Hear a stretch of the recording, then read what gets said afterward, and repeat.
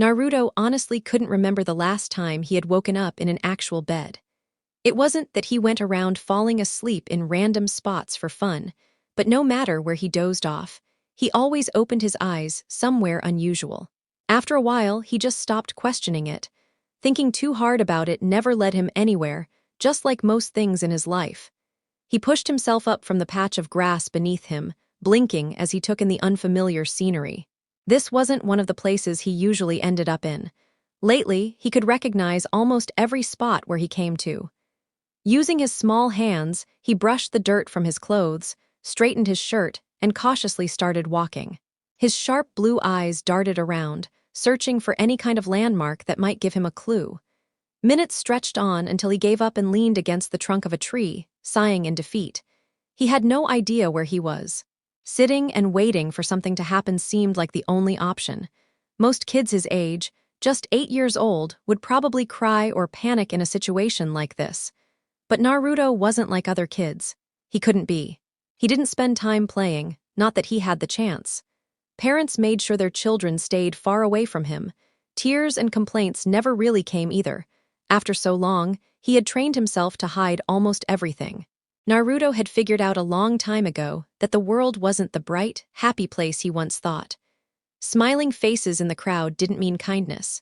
More often than not, they were masks worn by people who lured him in with food or toys, only to beat him down when no one was watching. His thoughts were broken by a sudden sound, a sharp whoosh cutting through the air. Naruto's head snapped to the left. Before he could react, his body moved on instinct. He sprang up from where he'd been leaning, twisting in the air, and landed firmly on his feet. A split second later, his hand shot up and caught a kunai that had been flying straight for his throat. For a moment, his mind went blank. What the hell? Even he couldn't believe what he had just done. 1 second he'd been sitting, and the next, he was standing with a weapon in his grip, staring down at a figure in a long coat striding toward him. He spun around to run, only to bump headfirst into something solid, falling flat on his backside. "Ow," he groaned, rubbing his forehead. A voice, smooth but edged with amusement, spoke above him. "When I wondered who would dare step foot in this place, I didn't expect it to be a Gaki." The woman crouched so she was eye level with him, smiling to show a flash of teeth. Her hair was short, black with violet-tinted streaks, pulled into a ponytail that fanned slightly at the back. Her light brown eyes held no pupils, almost unsettling in their focus. She wore a fitted mesh suit under a long trench coat, an appearance that Naruto was far too young to fully understand but instinctively recognized as intimidating. "What was that for?" Naruto shouted, scowling. "You almost killed me," she gave a mocking laugh. "Didn't look like you needed my help. You handled it fine." Leaning closer until her face nearly touched his, she asked, "Now tell me once, just once, why are you wandering the forest of death?" Naruto stared back, unfazed, and answered flatly, "I don't know." Her eyes narrowed. "You expect me to believe you don't know how you got here?" "I mean it," Naruto said quickly. "I just woke up here, a couple of hours ago at most. I've been lost since." Something in his expression made her pause. She studied him carefully, this boy she had only ever heard about in whispers, the so-called demon child. Up close, he didn't look like much. Messy blonde hair that fell in bangs like his father's, a pair of green goggles perched on his forehead, whisker-like marks etched across his cheeks. He wore a black shirt with the Uzumaki spiral, shorts, and sandals. Just a normal kid, except for the aura of strangeness around him. Finally, she stood and said, "Lucky you, I'm heading back to the village anyway. I'll take you to the Hokage." Naruto trailed after her as they moved through the forest, the silence stretching uncomfortably between them. The woman's thoughts, however, weren't calm. How had this kid survived a night in these woods without being torn apart? Naruto, on the other hand, replayed the moment in his head, the kunai, his sudden reflexes, the impossible speed. None of it made sense. He looked up and noticed her staring at him without flinching away when their eyes met. "Are you a ninja?" he asked, breaking the silence. "A chunin," she replied casually. "Do you come here a lot?" Naruto asked, glancing around at the ominous trees. "Oh yeah," she smirked. "This forest is like my personal getaway. Perfect for training, blowing off steam, everything I need." Naruto muttered under his breath, "Doesn't seem so great to me." The Chunin ignored him and pressed, "Back to what you said before, just woke up here." What did you mean by that? Naruto hesitated, then sighed. I meant exactly that. I've been waking up in random spots all over the village for as long as I can remember. This is just the first time I ended up this far away. She raised an eyebrow. Strange, ever try tying yourself down? Tried, didn't work, Naruto grumbled. Well, the Hokage might know what's happening, she offered. Naruto snorted. I've already asked him. He just tells me someone will check me out eventually, but nothing ever happens. He didn't know why he was spilling all of this to a stranger, but once he started, he couldn't stop. It's like no one cares. Either they hate me, or when they do act nice, they can never help me when it matters. His voice grew quieter, his arms falling to his sides. Do you know why everyone hates me? You must know. Everyone does. Her chest tightened at his words. She knew that pain, being hated for something out of your control. For a moment, she just stood there, staring up at the sky before finally walking over and placing a hand on his shoulder. In an instant, they vanished in a swirl of leaves and reappeared in a small room. Naruto stumbled back, eyes wide. COOOOL. His excitement sparkled as he spun to face her. Can you teach me that? You know, since you nearly killed me earlier, he said, crossing his arms with a pout. She sweat-dropped but smirked. Sure, I only just learned that move myself, but given who you are, it won't be too hard for you. Naruto blinked. What do you mean, who I am? His tone grew suspicious. Her expression hardened. Listen, Gaki, what I'm about to tell you is an S-class secret, something punishable by death if you repeat it. Do you understand? Naruto nodded quickly, eager and desperate. The only reason I'm telling you is because if I were in your shoes, I'd want someone to tell me. But once I do, you'll owe me one. She smirked faintly. Naruto's voice cracked with urgency. I swear I won't say a word, just tell me, please, I need to know. Tears welled in his eyes as he begged. Naruto let out a quiet breath, closing his eyes as he listened to her begin her story. She spoke of the Nine-Tails attack, something Naruto had heard countless times before, but this time there were pieces of the puzzle he had never been told. The fourth Hokage hadn't destroyed the beast that night. Instead, he sealed it into a newborn child. Naruto didn't need her to explain further.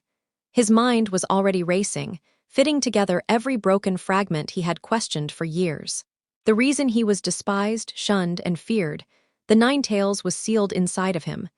And the man who had done it was none other than his own father, the fourth Hokage. Their resemblance, the strange coincidences, it all finally made sense. He wasn't sure what to feel. Anger, betrayal, relief that the truth was at last clear. The woman's voice droned on, but Naruto had already stopped listening. I guess you're sharper than I gave you credit for, she remarked, pulling him from his thoughts. Before he could respond, everything around him dissolved into black. When Naruto looked down, his feet were submerged in shallow water. He took a cautious step forward, moving until he stood before a massive cage, a sealing tag affixed to its bars. A sudden rumble echoed as a colossal eye snapped open, locking onto him. Naruto's chest tightened with fear, but he remembered the vow he had made long ago, never to let anyone or anything see him cower. So he stepped closer. You're the nine-tailed fox, Naruto said, his voice low but edged with anger. You're the reason everyone hates me. You're the reason I don't belong in my own village. Do you even realize what you've done to me, you stup? He barely finished before a claw larger than his entire apartment slammed down in front of him, forcing him to leap back. Foolish human, the fox snarled, its voice like thunder. Your troubles mean nothing to me. The villagers, your loneliness, your pain, I couldn't care less. Naruto clenched his fists. How can you say that? I never asked for this. I wasn't even born when you attacked the village. Yet I'm the one cursed to carry you. I'm the one hated for something I never did. And worst of all, you despise me too, your own jailer. His voice cracked, and he let himself fall back, staring up at the endless sky above the watery floor. Honestly, I don't even have the energy to stay angry anymore, he thought. Why? He asked aloud. A low growl came in response. Why what insect? Why did you attack the leaf? Why destroy so many lives? What could have possibly made it worth it? The beast went silent, truly taken aback. In all its centuries, no human had ever asked it that, not with sincerity. Humans had only ever cursed it, feared it, or sought to use it as a weapon. Yet this boy spoke as though it were a person. Who are you to question me? The fox rumbled, unwilling to reveal more. Naruto pushed himself upright. Look, I get it. You probably hate everyone. But whether we like it or not, we're stuck together. I don't have family or friends, so maybe you're all I've got. I'll try to get along with you at least. The least you could do is try too. You don't even have a reason to hate me." The fox growled again, more out of frustration than anger. "Fine then," Naruto said with a small grin, tilting his head. "If we're going to be stuck like this, you need a real name. How about Riex?" He dragged the sound out as if testing how it felt. "What do you think? If we're going to be friends, you need something better than just Ninetails." Both of the fox's eyes widened, caught off guard. Slowly, almost against its will, it shut them and exhaled heavily through its nose, sending a gust that ruffled Naruto's hair. "Kurama!" Naruto smiled warmly. "Nice to meet you, Kurama. I'm Naruto Uzumaki." He straightened, his expression sobering. "Please tell me what really happened that night. I need to know." Kurama rumbled in thought, then pushed a giant fist forward. "Touch it, I'll share the memories directly. Don't mistake this for trust. I simply don't feel like explaining." Naruto pressed his fist against the claw, and the flood of memories nearly knocked him unconscious.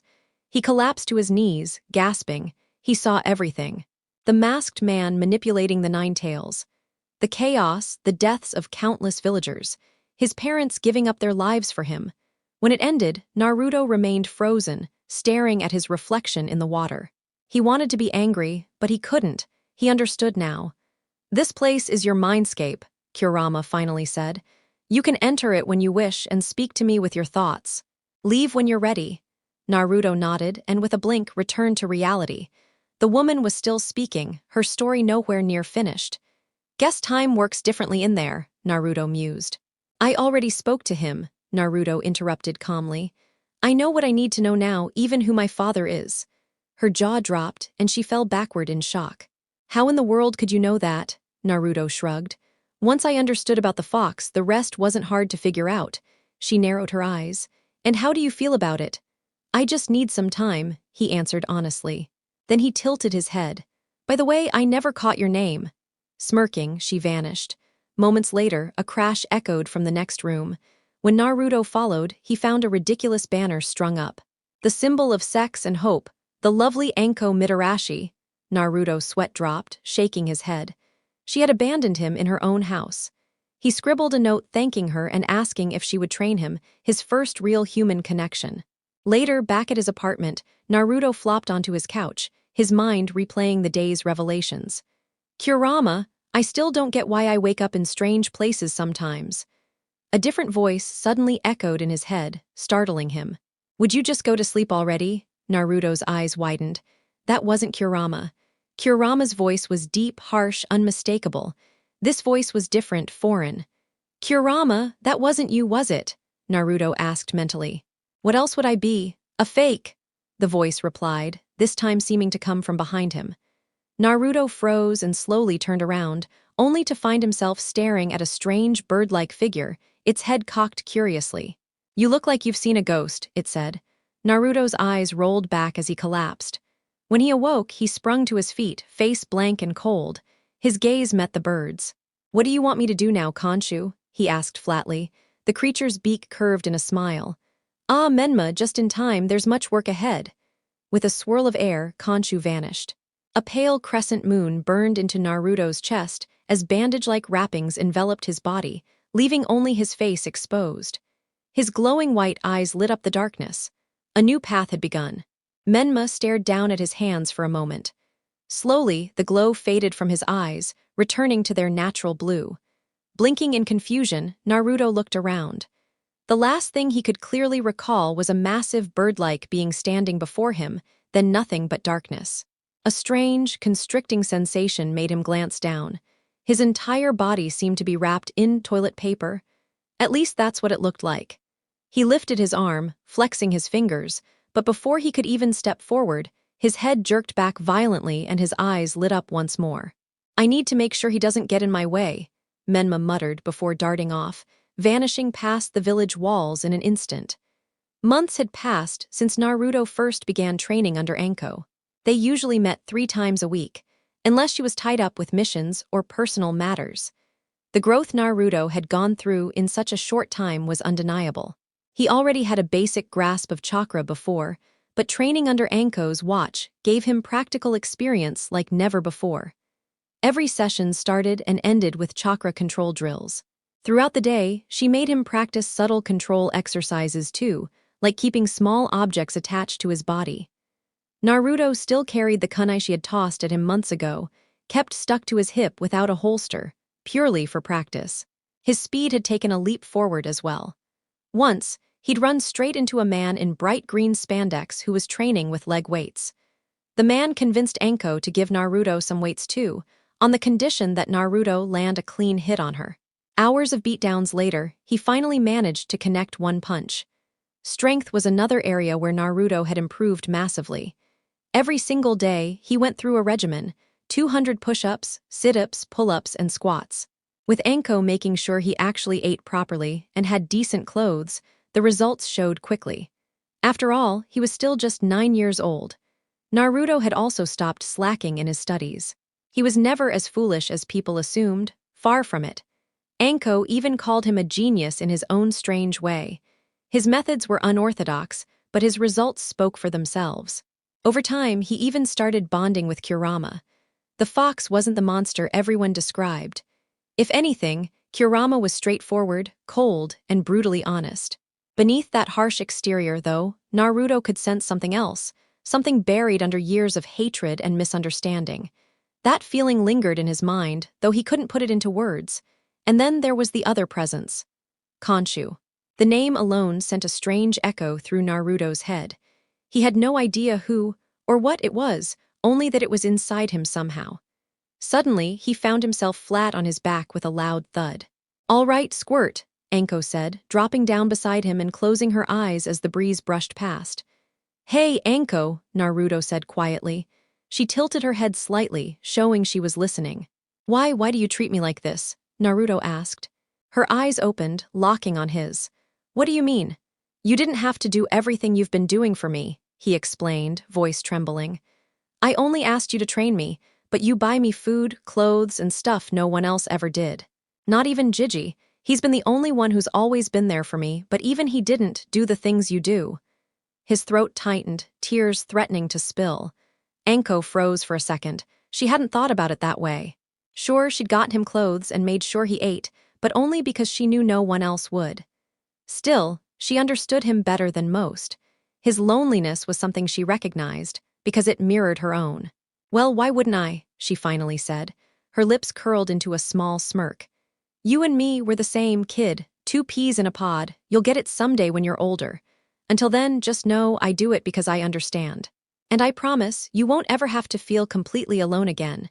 If you do, remember I'm here, always." She leaned forward until their noses almost touched, giving him a smile Naruto had never seen from her before. Naruto's face went red instantly. He didn't know what he was feeling, only that in that moment he swore he'd protect Anko with his life. After a few quiet minutes, she stood, stretching with a yawn. "Well, it's getting late. I've got a mission. Keep at your training while I'm gone, Gaki." In a swirl of leaves, she vanished with Shunshin, a technique she'd drilled into him after weeks of effort. Naruto lay back down, staring at the endless sky. He had no idea just how much chaos awaited him. 3 years later, the morning sun warmed Naruto's back as he made his way toward the academy. Today was the day, graduation. He had changed a lot in 3 years. Standing at 55, his 2 bangs now brushed past his jawline. He wore a black collared shirt with a spiral emblem across the back, black shorts, and sandals. A short tanto rested across his back. He didn't even remember how he got it, but he kept it anyway. It felt right. It had been nearly a year since he last saw Anko. She'd been promoted to Tokubetsu Jonin and was busier than ever. Naruto missed her, but he kept grinding. With Kurama's advice and his own relentless training, he pushed himself harder than anyone else. Now he was confident. With his training weights off, his skills sat somewhere between a strong genin and a low chunin. He could pull off Shunshin mid-fight, swap places with substitution without seals, and even skip hand signs entirely for basic techniques. Other than his sexy jutsu and a few earth-style tricks Anko taught him, he didn't know many ninjutsu. But his taijutsu, that was where he shined. Hand-to-hand combat was his thrill, nothing compared to the rush of trading blows up close. Anko had tried teaching him her old master's style, but it never clicked. Instead, Naruto crafted his own style, one built from observation and instinct. Together, he and Anko refined it into what they called the unpredictable fist, a style that relied on being exactly that, unpredictable. Naruto snapped out of his thoughts when he heard the chatter of students around him. Stepping into the classroom, he scanned the room. Usual faces, some new ones he didn't recognize. Spotting an empty window seat, he slipped into it. His gaze drifted toward two arguing girls, Ino Yamanaka and Sakura Haruno. Ino's blonde hair was brighter than his own, while Sakura's bubble-gum pink hair caught his eye in a way he wouldn't admit out loud. Soon after, Uruka-sensei walked in, scar across his nose as noticeable as ever. Naruto always respected him. Uruka treated him with kindness, something he never forgot. Beside him was Mizuki. Naruto didn't like the man. He couldn't explain why, but everything about Mizuki screamed insincere. Wrong test answers, false lessons, ignoring Naruto on purpose. Yeah, Naruto had learned to rely on deception to outplay him. The tests began. Naruto passed the shuriken and kunai throwing with ease, nailing every target dead center. Then came the spars. Leaning against a tree, Naruto barely paid attention to the fights, his eyes more focused on the sky than his classmates. Next match, Naruto Uzumaki and Sasuke Uchiha. Uruka's voice cut through the air. Naruto rose slowly, brushing the dust from his clothes as he walked toward the center of the mat where Sasuke was already waiting, eyes cold and unreadable. Honestly, Naruto thought Sasuke was probably the dullest person he'd ever met. The guy rarely spoke, and when he did, it was usually some half-hearted grunt or sigh. Sasuke was the top of their class, the favorite of the teachers, the idol of the girls, and even the villagers seemed to treat him differently, offering him small kindnesses Naruto never once experienced himself. Everyone knew who he was, the last survivor of the Uchiha clan. His brother Itachi had supposedly gone insane and wiped out the entire clan, sparing only Sasuke. Naruto, in his own weird way, almost found that touching. He didn't understand love. He'd never really had anyone love him, but he knew enough to realize that people would do anything to protect those they cared about. They wouldn't hurt them. They'd sacrifice everything for them. Maybe, just maybe, that was what Itachi had done by leaving Sasuke alive. Or maybe Naruto was just overthinking again. His thoughts were cut short when Uruka's voice echoed across the training ground. "Are you two ready?" the teacher asked, glancing at both boys. Sasuke slid smoothly into a stance, left arm tucked behind him, right arm extended forward. He gave the smallest of nods. Ready. Naruto mirrored with his own stance, fists tucked in close to his body, chin lowered, legs slightly bent. He nodded back at Uruka, who gave the signal to begin. Sasuke was the first to move. He launched forward with a sudden twist, his heel whipping around toward Naruto's head. But Naruto reacted instantly, catching Sasuke's foot midair and redirecting his momentum, tossing him aside. Sasuke landed with effortless grace, twisting immediately into a jab that Naruto deflected before slamming a knee into Sasuke's gut. Spit flew from Sasuke's mouth as he staggered back, eyes narrowing. Using the momentum, he spun into a cartwheel to create space, chest heaving as he glared at Naruto. Something felt off. Sasuke wasn't used to this. Sure, Naruto was sometimes a challenge, but he had always managed to come out on top in the end. Not this time. This time, Naruto wasn't giving him any openings. Sasuke's fingers itched to form hand signs. He wanted so badly to end this with ninjutsu. But jutsu wasn't allowed in a spar. Naruto, meanwhile, stood calmly. Today, he had promised himself he wouldn't hold back.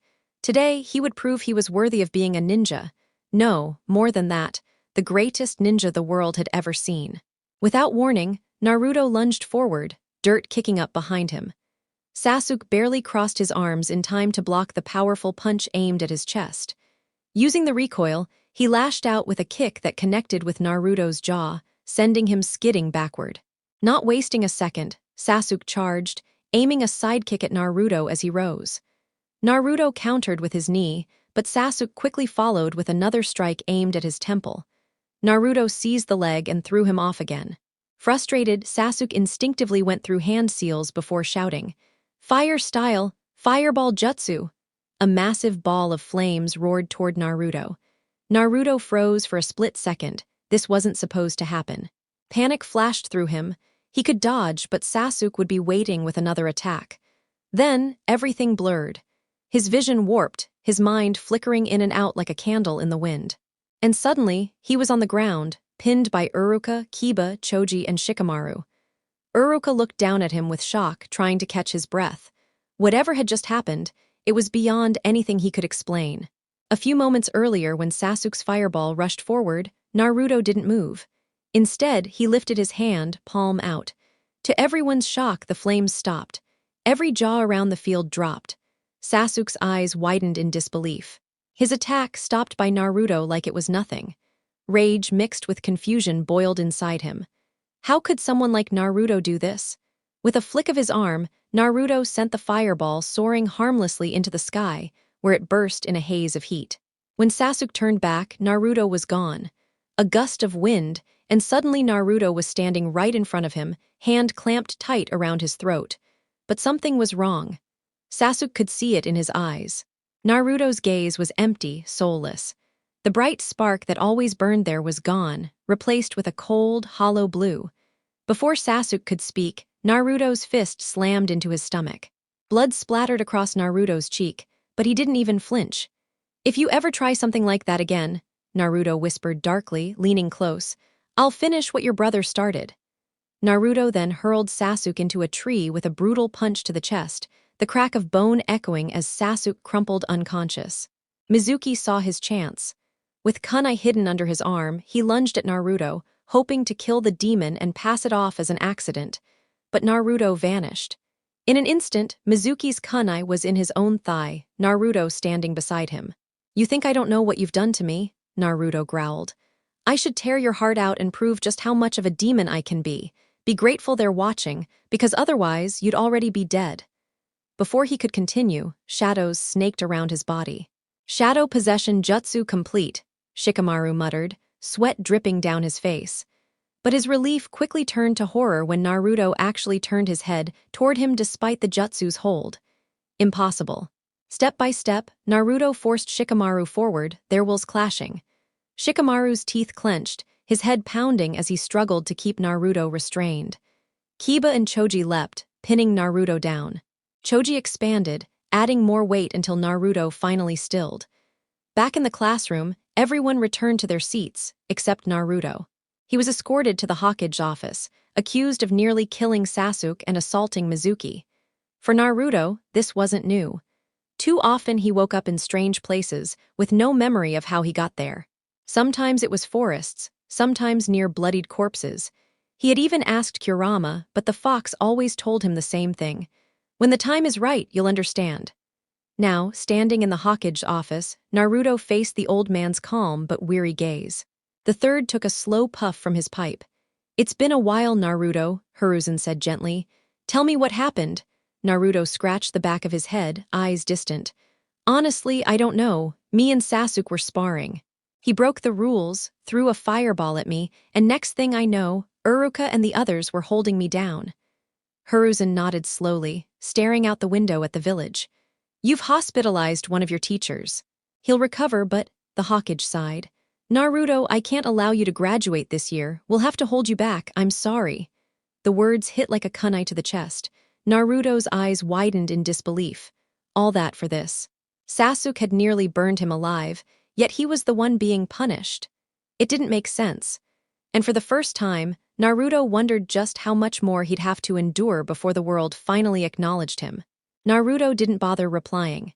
Instead, he turned silently and headed for the door, his eyes briefly flicking toward the framed portrait of the fourth Hokage before he closed it behind him, leaving Hiruzen Sarutobi to wrestle with his thoughts. The old man sighed heavily.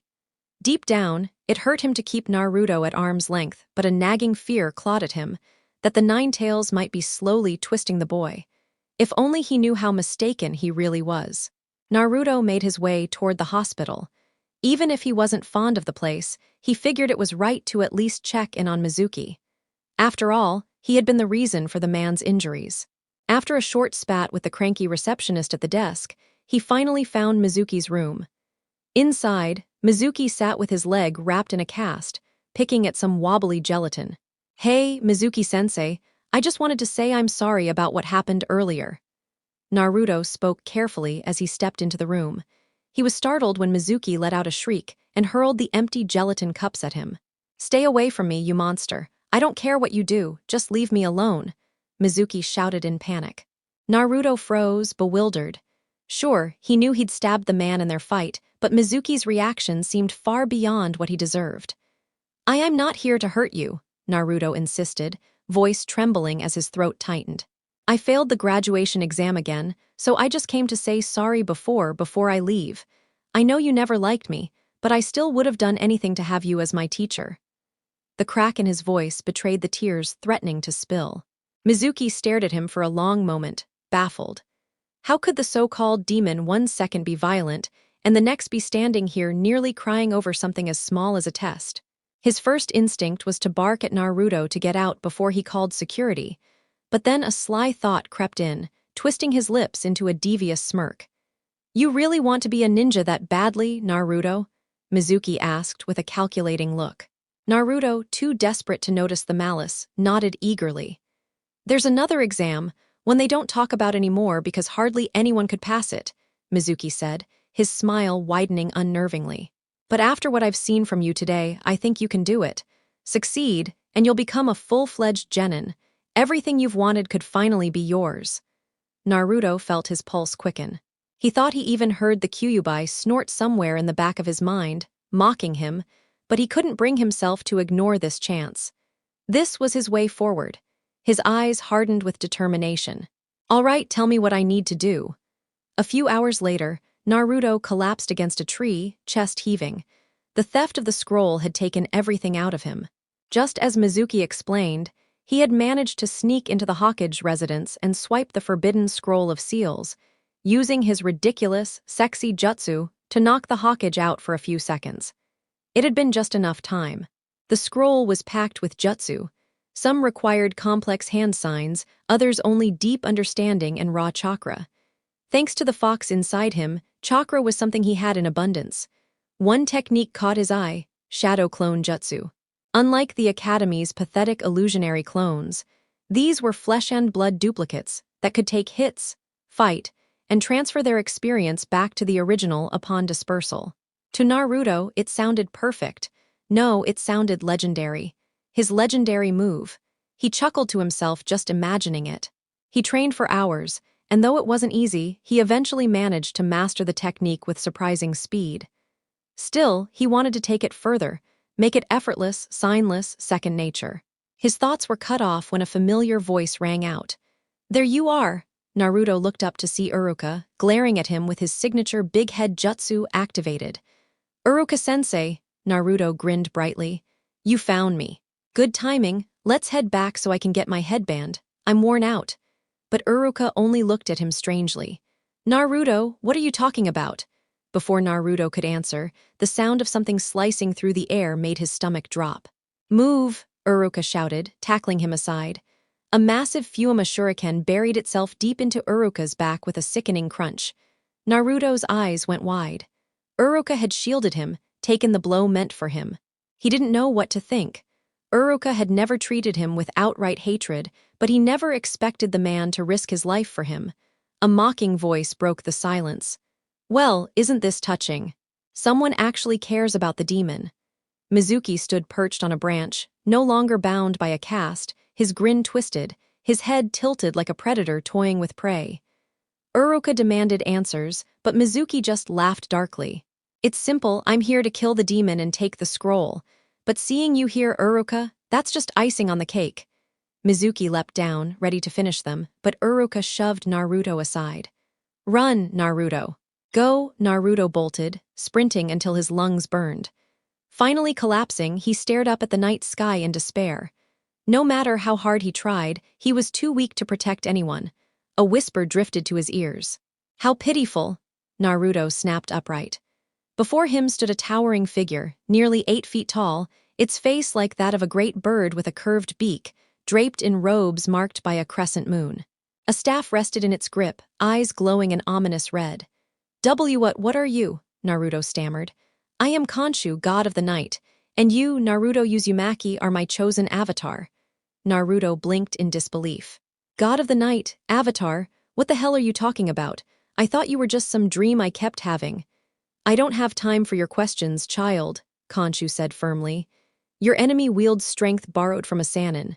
Alone, you cannot prevail. But with my power, Naruto barely had time to process before Mizuki reappeared, bloodied but grinning, kunai in hand. At last, this ends now.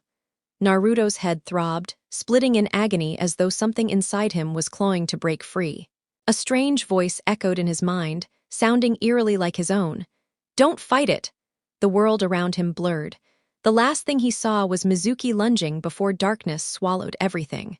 When Naruto next opened his eyes, Uruka stood before him, wrapped in bandages but smiling warmly. In his hand was a gleaming headband. Congratulations, Naruto. With the Hokage's blessing, I can finally say this. You've graduated. You're now a shinobi of Konoha. Naruto's disbelief melted into a wide, tearful grin. Relief washed over him before exhaustion claimed his body, sending him collapsing with a thud. Uruka caught sight of the boy's unconscious form and let out a shaky sigh of relief. Despite everything, Naruto was alive, and he was no longer just the boy everyone called a demon. Naruto had ended Mizuki's life. The traitor's remains now little more than scattered flesh across the forest floor. Strangely enough, Uruka couldn't bring himself to feel sorrow about it. If anything, a small part of him was relieved. Naruto, however, was lost in his own head. It had been a week since the Mizuki incident, the same night that ultimately led to his promotion. He had woken up in the hospital after collapsing from sheer exhaustion. Uruka, surprisingly, had stayed behind to make sure he was thoroughly checked over. Most of his wounds had already been handled by Kurama, though, who had grumbled at the effort. Once discharged, Naruto spent the following days replaying everything in his mind. No matter how hard he tried to reach out to Khonshu, he was only met with silence. Kurama, when asked about it, only muttered a grumpy, "Let me sleep," before shutting him out completely. That alone convinced Naruto the fox was hiding something. But what kept gnawing at him was the strange matter of Menma. Could there really be someone else within him? He shook the thought away with a frown. That's impossible. I'm me. How could anyone else exist inside my body? It doesn't make sense. Naruto's thoughts broke when the classroom door slid open. Good morning, my fresh genin. While it's tough to see you move on, I couldn't be prouder of all of you, Uruka said warmly as he stood before the class, his smile tinged with bittersweet pride.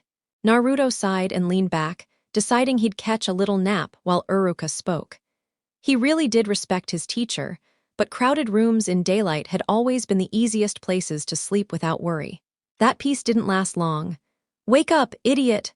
Sakura's sharp voice snapped him back, paired with a shake on his shoulder. Blinking awake, he found Sakura glaring at him, clearly annoyed. Sensei just finished his speech.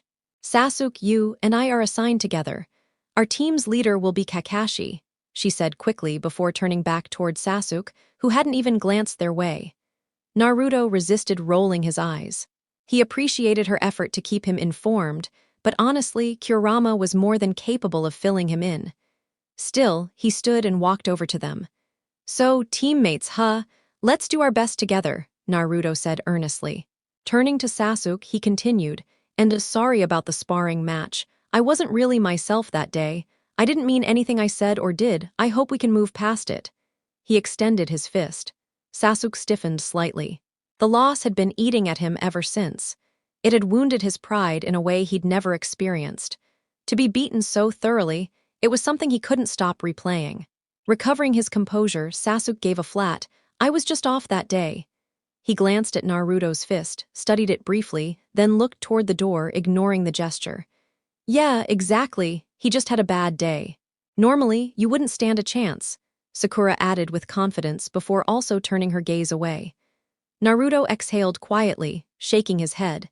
He then noticed Shikamaru and Choji off to the side and decided to approach them instead. Shikamaru, Choji, he greeted. Shikamaru barely looked up, already leaning lazily on the desk. Choji was snacking on a bag of barbecue chips as usual. Not gonna lie, Naruto, I didn't think they'd let you graduate after all that chaos, Choji said mid-bite. Hee, yeah, a lot happened that night, Naruto admitted, scratching the back of his head. Guess you could say I made up for it in the end. his brows furrowed. But wait, where's your third teammate? Right here, Shikamaru sighed. It's a drag, but we're stuck with Ino. They're calling us the new Ino Shikacho. Naruto chuckled at his friend's misery. Shikamaru's laziness was oddly entertaining, especially now that they'd be going on missions. With Ino's fiery attitude added to the mix, things would certainly be interesting. Almost on cue, Ino burst into the room, followed by her new sensei, Asuma. Naruto squinted, rubbing his chin. You kind of look like the old man. That's because he's my father, Asuma replied calmly, offering his hand. Nice to meet you, Naruto shook it eagerly.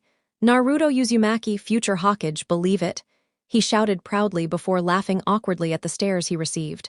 Sorry, that just slips out sometimes. It's fine, kid. I like the fire in you. If your training matches that spirit, maybe you'll really pull it off, Asuma said before gathering his team and heading out. As they left, Ino stopped to throw a look his way. What happened to you? She demanded. Naruto blinked. Huh. I said, what happened to you, dummy? You've never beaten Sasuke before, ever. Then suddenly, you not only beat him but wiped the floor with him. And you went wild on Mizuki too. It took 10 people to restrain you. She stepped closer, eyes sharp with curiosity. Naruto rubbed his neck sheepishly.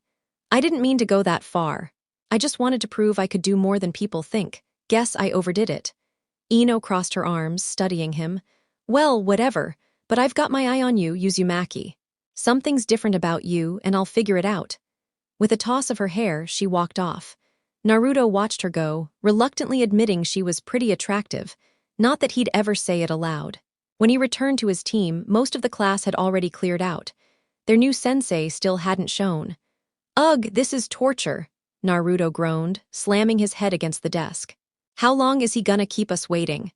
Minutes crawled by until Naruto suddenly perked up with a mischievous grin.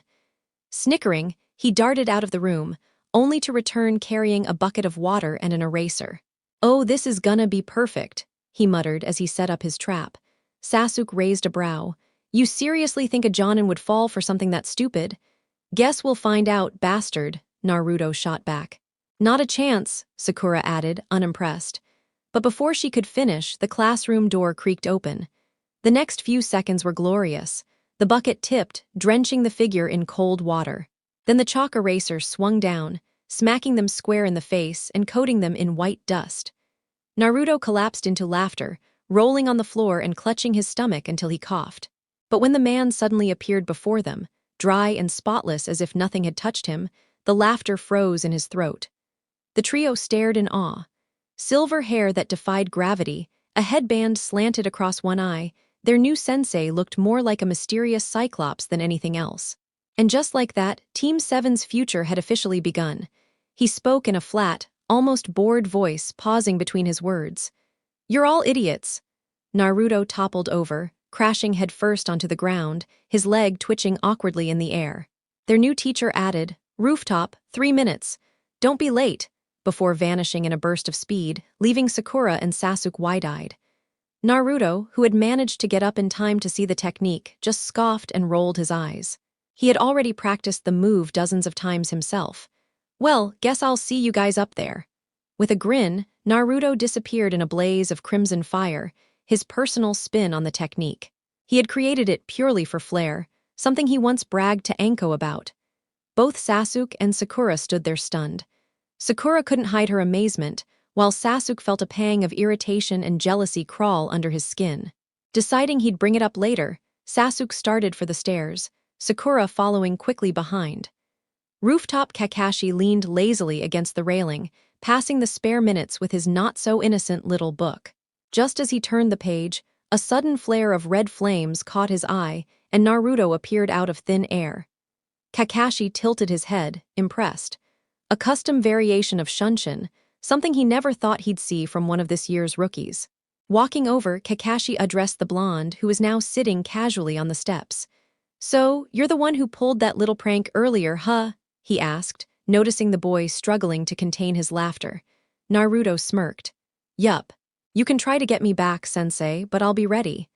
Kakashi's visible eye curved in amusement.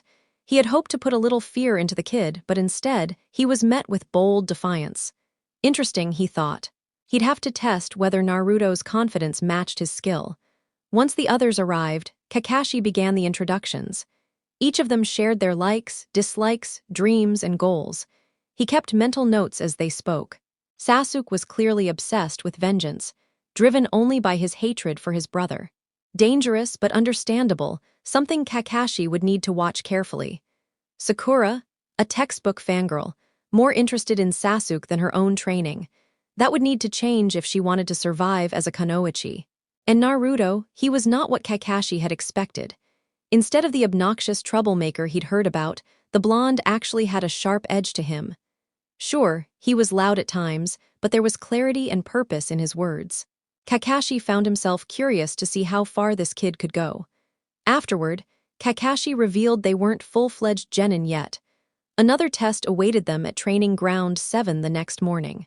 With that, he vanished in a swirl of leaves. "Hey," Naruto spoke up after their sensei left. "Want to grab some ramen at Ikaraku's? Might be good to start getting to know each other, you know." Sasuke dismissed him immediately, muttering something about training before walking off. "Sasuke," Sakura called, but he didn't even turn around. Naruto turned to her with a small smile.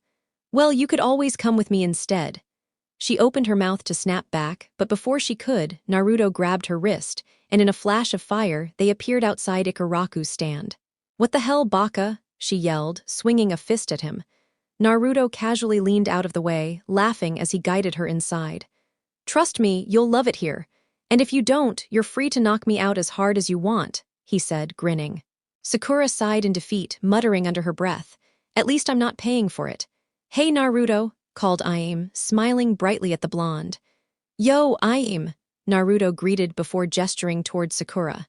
"This is my teammate, Sakura. Thought I'd bring her so we could get to know each other better."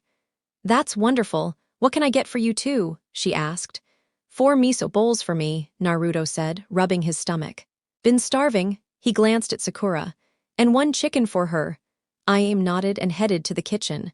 "You didn't have to order for me," Sakura huffed. Naruto just rolled his eyes. "Why do you always look for a reason to be mad at me? I get that you like Sasuke, but honestly, he doesn't even notice you. At least I'm trying to talk to you, to actually build some trust between us. Tell me, has anyone else made the effort?" Her silence was all the answer he needed. "Exactly. I'm not asking you to like me or anything, Sakura. I just want us to be teammates who can rely on each other. That's all." Before she could respond, Aim returned with steaming bowls. "Here you go. These first ones are on the house. Congrats on making it this far, Naruto." They thanked her and started eating. Naruto tore through his food like he hadn't eaten in weeks, downing bowls at record speed. Sakura, shocked, slowly lifted her chopsticks and took a bite. Her eyes widened instantly. The broth was rich, the noodles perfect. She slammed her hand on the counter, overwhelmed by the flavor. She had eaten ramen before, but never like this. For once, she was thankful Naruto dragged her here. Naruto smirked knowingly between slurps. "Told you. Best ramen in all the villages." When her bowl was nearly empty, Naruto surprised her with a question. "So, what made you want to be a kunoichi?" Caught off guard, she hesitated. "Honestly, I'm not even sure. I guess I just wanted to carve my own path. I've always been smart, and I thought I could do more than just follow my parents' civilian life." Naruto leaned forward. "That's amazing, seriously. But remember, it's not just about brains. We're shinobi now. Missions can get dangerous, and we might not make it back sometimes. You've got potential, but if all you think about is Sasuke, you'll end up holding yourself back. Do you think he'd want someone weak beside him?" Sakura shook her head slowly. "Exactly. You're smart, Sakura. If you pair that with skill, you'll be unstoppable. Stop worrying about what he wants and start focusing on what you need." Naruto stood, giving her a small wave. "Thanks for eating with me. I'll see you tomorrow, teammate." With that, he left for his own training. Sakura sat quietly for a while, replaying his words. She had always seen Naruto as nothing but a fool, loud, clumsy, and hopeless. Yet tonight she had seen another side, someone thoughtful, someone who wanted to understand her. Aim's voice broke her out of her thoughts. "So, how does it feel being a genin?" Sakura gave a nervous laugh. "Technically, we're not yet. Our sensei's giving us a test tomorrow, and honestly, I'm a little scared." Shaking her head lightly, Aim smiled. "Nonsense, you'll be fine. You've got a good head on your shoulders." she said warmly while gathering the empty bowls. Besides, you've got Naruto on your team. If there's one thing I know, it's that he'll never let himself, or anyone he cares about, fail. With him there, your team is bound to succeed. With that, she carried the bowls into the kitchen. Sakura decided it was time to head home. She stood from her seat and walked out, her mind still clouded with thoughts. Naruto's apartment. Naruto had already returned to his place, sitting in the quiet of his own mind. Inside his mental world, he was training with Kurama. The practice wasn't physical, but it sharpened his awareness. Once he mastered the techniques here, he could use them in reality without issue. The only true advantage of training in his inner world was strengthening the mind. Because of that, Kurama had been drilling him on breaking through illusions. At this point, Naruto doubted anyone could trap him in a genjutsu for longer than a heartbeat. The first illusion Kurama had cast upon him was brutal. He had watched his parents give their lives for him. Whether it had been a trick or a memory, Naruto couldn't say, but it left a scar. Since then, Naruto's determination to grow stronger had only deepened. He dreamed of becoming Hokage, strong enough to shield everyone he loved, even against a whole village of elite shinobi. He never wanted to feel that kind of loss again. He'd lost his parents before he had even known them, and that emptiness would never fade. But one thing was certain, he'd make them proud someday. "That's enough for today, brat," Kurama muttered. Naruto sat down on the grass, having reshaped his mindscape into something more peaceful. A vast hill stretched beneath him, Kurama looming nearby, restrained by a heavy collar rising from the earth. The seal glowed faintly on it, cracked just enough to let their bond flow more freely. The sky above was painted purple with streaks of orange and blue. Enormous trees surrounded the field, and wild animals moved across the plains. In the distance, clear water glistened invitingly. This was Naruto's sanctuary from the harshness of reality. "Kurama," Naruto spoke up, even though he didn't expect a reply. "Do you know who Khonshu is?" Kurama sighed, opening a single eye. "I've been with you since the day you were born, Naruto. You've been through a lot, more than you realize, and truthfully, even I don't know much about this Khonshu. I've never sensed a being like that. If you want my honest guess, I don't even think he's from this world." Kurama paused, his tone grave. "But one thing is certain, you made a deal." Naruto blinked. "A deal? What are you talking about?" "You'll figure it out when the time comes," Kurama said, shutting his eye again. Clearly, he was finished with the topic. Knowing Kurama wouldn't budge, Naruto left his mindscape and returned to reality. He cleaned up, showered quickly, and went to bed. Tomorrow was going to be important. The next morning, training ground 7, Naruto walked toward the training ground with a cup of ramen in hand, eating casually as he went. He doubted his teacher would arrive on time. If anything, being late seemed like the man's habit. Finishing the last bite, Naruto tossed the cup into a bin, pocketed his chopsticks, and then disappeared in a sudden crack of lightning. The strike startled people nearby, drawing shouts of surprise. When he reappeared at the training field, Sakura's eyes widened in amazement while Sasuke scowled quietly, though Naruto could sense the jealousy. "How did you do that?" Sakura asked, curiosity breaking her usual silence toward him. Naruto smirked. "You assumed I could only use fire techniques. I never said that." He then turned his voice slightly louder. "Morning, Sasuke." The Uchiha gave him only a curt nod. Naruto shrugged and walked closer. "Ready for whatever sensei's got planned?" Sasuke looked at him coolly, uninterested. Naruto met his gaze. "You don't like me, that much is clear. But we're teammates now, whether you like it or not. Might as well drop the attitude and try being civil." Without waiting for a reply, Naruto walked off. Moments later, their teacher appeared in a swirl of leaves. "You're late," Sakura shouted, making everyone wince. "Ah, sorry, got lost on the road of life," Kakashi replied with a lazy wave, his visible eye curving in amusement. The group collectively face-planted. "Anyway," Kakashi continued, pulling out 2 small bells, "today is your survival test. Your goal is to take these from me by noon. Whoever doesn't have a bell by then goes back to the academy." Their eyes widened in shock. "No way, I can't go back now," Sakura thought, clenching her fists.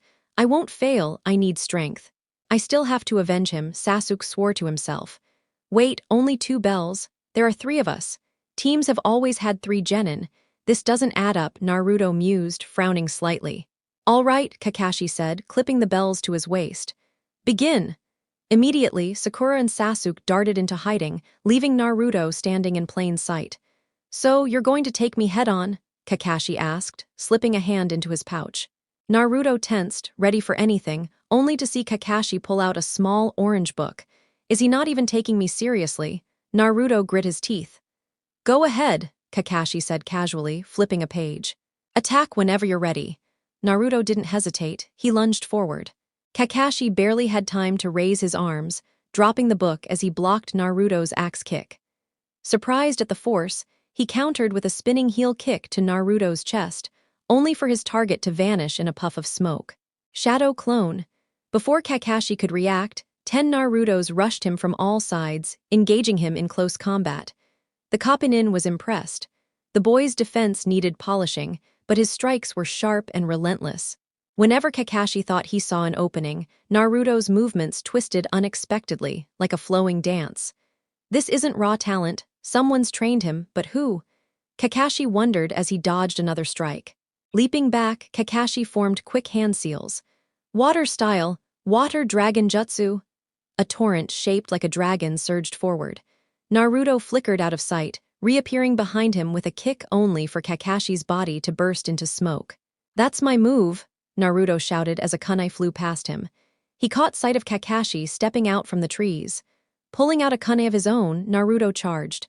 The two clashed fiercely, blades sparking with each strike. Naruto ducked a swing at his head and swept low, but Kakashi hopped over it and landed a sharp kick under Naruto's chin. The blonde flipped backward, throwing his kunai midair. Kakashi caught it with ease and pressed forward, fists flying. Naruto blocked and dodged as best he could, but realized he couldn't land a decisive hit. He needed a plan.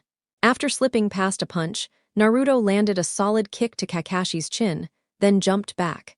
He closed his eyes briefly, inhaled deeply, and when they opened again, Kakashi's visible eye widened in surprise at what he saw. Naruto's grip tightened around the short blade in his hand as a single thought echoed in his head. It's now or never. His body blurred out of sight, reappearing as dozens of identical figures encircled Kakashi. Each clone's eyes burned with resolve. Kakashi's gaze swept over them, and for the briefest second, he thought he caught the faintest smirk on Naruto's face, before a solid fist struck him square on the jaw. Twisting with the impact, Kakashi countered with a sharp kick, but his foot passed harmlessly through a clone. He barely had time to process it before a sting on his thigh reminded him that one of those copies wasn't so harmless. Blood trickled down from the fresh cut. Should I bring it out? Kakashi pondered, irritation flickering in his chest. With a sigh, he lunged at every Naruto he could reach, but his strikes landed on nothing but smoke. Meanwhile, Naruto fell back into cover, chest heaving. He knew full well that victory over Kakashi was impossible, but stalling for time might just open the door for another idea. The bells, he's testing teamwork. Naruto had figured that much out, but convincing Sasuke was out of the question. Sakura, though maybe there was hope there, he set off in search of her. Sakura had been quietly observing the fight, amazed by the sheer level of skill on display. Kakashi's prowess didn't shock her, he was a Jonin after all. But Naruto, the boy who barely scraped through the academy, she hadn't expected this. It reminded her of his scuffle with Sasuke. Even then, something told her they hadn't been serious. Her thoughts were cut short when a hand clamped over her mouth, and her heart dropped until Naruto's voice whispered against her ear. Sorry, didn't mean to scare you. He pulled back, meeting her wary eyes. Listen, I know you probably don't want to hear this, but we've got to team up. I tried going at him alone, and trust me, he could crush us without breaking a sweat. But together, I think we've got a shot. His grin was small but genuine as he placed a reassuring hand on her shoulder. I've got a plan. With Kakashi hands buried in his pockets, Kakashi strolled along with his book open, not the slightest trace of worry on his face. Strangely, he couldn't sense either Sakura or Naruto anymore. Their presence was faint, almost deliberately masked. A subtle shift in the air warned him, and he tilted his head just in time to dodge a kunai. His knee came up instinctively to block a swift kick. Sasuke.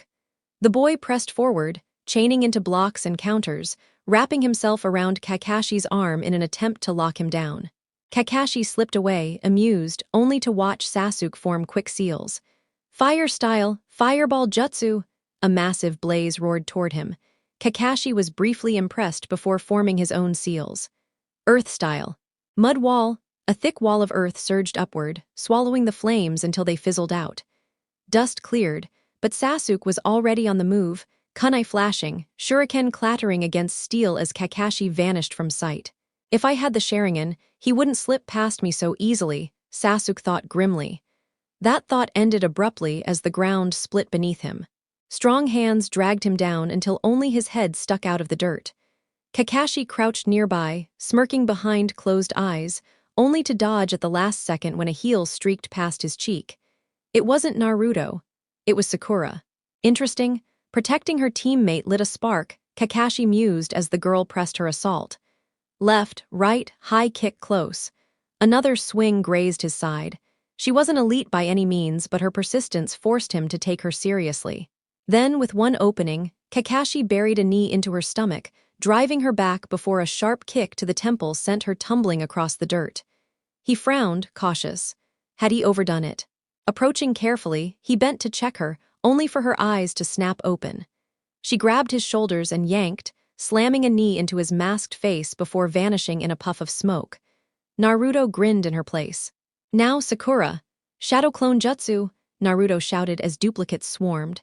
Shuriken barrage. Sakura's voice rang as dozens of steel stars cut through the air. Kakashi deflected rapidly with his kunai, leaping skyward to escape. His eyes widened when one shuriken hooked past him, tied to a wire. It sliced clean through the string holding the bells. He lunged forward with Jonin's speed, planting a kunai to pin them in place, only to feel the rush of excitement as a fireball erupted in his path. Kakashi twisted aside, eyes locking with Sasuke, who stood smirking. When he turned again, Naruto stood proudly with the bells in hand, Sakura at his side. "We pass," Naruto declared. Kakashi blinked, then chuckled. "Well, I can't say I'm not impressed. I underestimated you three, and that's my mistake." Naruto rolled his eyes. Kakashi's expression softened. "You figured it out. This test wasn't about power, it was about teamwork. Alone, none of you stood a chance. Together, you managed to pull it off. Remember this, shinobi who abandon their comrades are worse than trash. If you rely on each other, there's nothing you can't overcome." Sasuke hummed thoughtfully. Sakura stayed silent, her mind buzzing. Naruto, however, took those words deep into his heart. "Worse than trash, I'll remember that." "Anyway," Kakashi clapped his hands together, "you've exceeded my expectations. Team 7 is official as of today. Congratulations, Genin. Meet here tomorrow morning at 7 for training." With that, he vanished. Sakura blinked, still in disbelief. "I can't believe that actually worked." Naruto scratched his head sheepishly. "Heh, well, I wouldn't call myself a genius, but I do come up with a decent plan every now and then." "Don't start thinking you're the leader," Sasuke muttered before walking off. Sakura hesitated, then glanced at Naruto. "Thanks, I didn't think I could actually pull off that jutsu." "Of course you can, you're plenty smart, just takes focus." Naruto's smile was small but warm. For a second she felt something unfamiliar, gratitude. "No one's ever helped me this much before." "That's what friends are for," he replied, waving as he turned to leave. "See you tomorrow." "See you," she whispered back. D-rank days the next 3 months were nothing but D-rank missions and basic drills. Naruto couldn't help but feel frustrated. Sure, teamwork was important, but where were the flashy moves? The cool jutsu. Kakashi had a reputation, trained by the fourth Hokage, master of 1,000 techniques, even rumored to wield the Sharingan. Yet he gave them nothing beyond the fundamentals. It gnawed at Naruto. Worse, it sometimes felt like Kakashi paid more attention to Sasuke. Whenever they trained, Kakashi split his focus between Sakura and him with shadow clones, while the real teacher stayed with Sasuke. Naruto bit his tongue but knew he'd bring it up eventually. On the bright side, he and Sakura had grown closer. The constant bickering faded, replaced by genuine conversations and even laughter. Sasuke remained distant, but Naruto sensed subtle cracks in his coldness, small acknowledgments, tiny hints that maybe, just maybe, he didn't hate working with them. If there was one thing they all agreed on, though, it was this. None of them enjoyed D-rank missions. When it came to D-rank missions, Team 7 had finally gotten tired of running around after cats, especially Naruto, who now stood before Uruka-sensei and the Hokage, demanding something more. His complaint was so over the top and laced with colorful words that even the Hokage and Uruka were stunned. Naruto didn't usually curse much, and this time, he even went as far as to threaten them both if they gave him another cat mission. To be fair, the boy had scratches all over his body from Tora, though Kurama's healing was already erasing most of them. "Very well," the third Hokage said after a pause, his gaze moving toward the door. "Team 7, your first C-rank assignment is to escort someone safely back to their village. Tazuna, you may enter." The door opened, revealing an older man with a bottle in hand. His eyes swept across the team before he scoffed. "So these kids are my bodyguards?" he asked in a tone dripping with doubt before taking a drink. Naruto's eyebrow twitched. "Well, clearly you can't protect yourself, so maybe you should be grateful we're even helping you," he shot back, irritation in his voice. "What Naruto means," Kakashi interjected calmly, "is that you can relax. I'm a Jonin and I'll ensure your safety, Tazuna-san." Naruto, however, muttered inwardly, barely his student though. "Good. Then meet me at the front gate in 2 hours," Kakashi instructed. "Pack what you'll need, we'll be gone for a couple of days." With that, Naruto disappeared in a swirl of leaves, reappearing in front of the ninja tool shop. The shopkeeper greeted him with a stiff hello before freezing as he recognized the whisker-marked boy. Hi," Naruto said, tilting his head at the man's nervousness. "I'm looking for a katana. Something light, strong, and sharp, got any?" The shopkeeper avoided his eyes. "Why yes, in the back." Naruto shrugged and headed to the storage room. Dozens of blades lined the racks, but nothing felt right. He wanted something that fit like an extension of himself. Time was short, though, so he chose the best katana available. He wasn't trained in kenjutsu, but he kept picturing himself one day mastering the sword. When he returned to the counter, the shopkeeper was gone. A note sat on the table. "The swords are cursed, just leave me alone." Naruto sighed. Another villager convinced he was a demon. He pocketed the blade and walked home. His apartment was covered in half-finished seals. For the last 2 months, Naruto had thrown himself into fuinjutsu, learning storage arrays, explosive formulas, and even gravity seals. He always wore one, pushing himself to train faster and harder under increasing weight. When it became too easy, he simply poured more chakra into it. Packing everything into a storage seal on his shoulder, Naruto decided to grab a meal at Ikaraku before leaving. But as he arrived, a familiar shout pierced the air. "Got you now, boss!" Naruto sidestepped as Konohamaru, scarf trailing behind him, lunged and smacked headfirst into a pole, collapsing with a groan. Naruto chuckled and leaned over him. "Konohamaru, you need to be sneakier if you're going to surprise someone." The boy grinned sheepishly. He was the Hokage's grandson, but around Naruto, he was just Konohamaru. The two had met during Naruto's photo retake, and ever since, the kid had latched onto him. "One of these days, I'll beat you, boss," Konohamaru declared proudly. "Sure you will," Naruto said, smirking. "But for now, how about some ramen, my treat?" The boy's eyes lit up and he followed eagerly. At the village gate, Team 7 and Tazuna gathered as planned. Surprisingly, Kakashi arrived only a few minutes late. Naruto blinked. Guess he's only punctual when it's a mission. They set off, the journey quiet until Naruto's boredom grew unbearable. He knew a C rank wasn't dangerous, not with Kakashi around, but still, he wanted something to happen. Then he noticed a puddle. Strange, it hasn't rained today. In an instant, chains burst forth, wrapping around Kakashi. With a sickening pull, his body was torn apart, scattering chunks everywhere. Sakura gagged, retching at the sight. Naruto froze as 2 shinobi appeared behind him, chains snapping toward his body. But the blonde vanished, reappearing above them in midair. With a quick flick, his kunai pinned their chain to a tree. He followed up with a spinning kick that knocked both unconscious. Landing smoothly, he rose in a swift kip-up, only to see Kakashi alive and well. "You handled yourself nicely, Naruto," Kakashi said, smirking.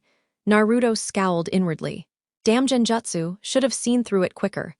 Who were they?" Sakura stammered. "The Demon Brothers, low to mid-level chunin from Kirigakure. Missing nin," Kakashi explained. Naruto thought smugly, if that's chunin level, then I must already be at least Jonin tier.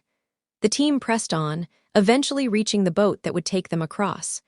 As they landed on the far side, mist began to roll in. Hours later, while walking through the thick fog, Naruto heard rustling and launched a kane only for a snow rabbit to hop out. Sakura yelled, "What's wrong with you? You almost killed it." Naruto rolled his eyes, but his instincts screamed danger. "Everyone down," Kakashi barked. A massive sword whirled over their heads, embedding into a tree trunk with terrifying force.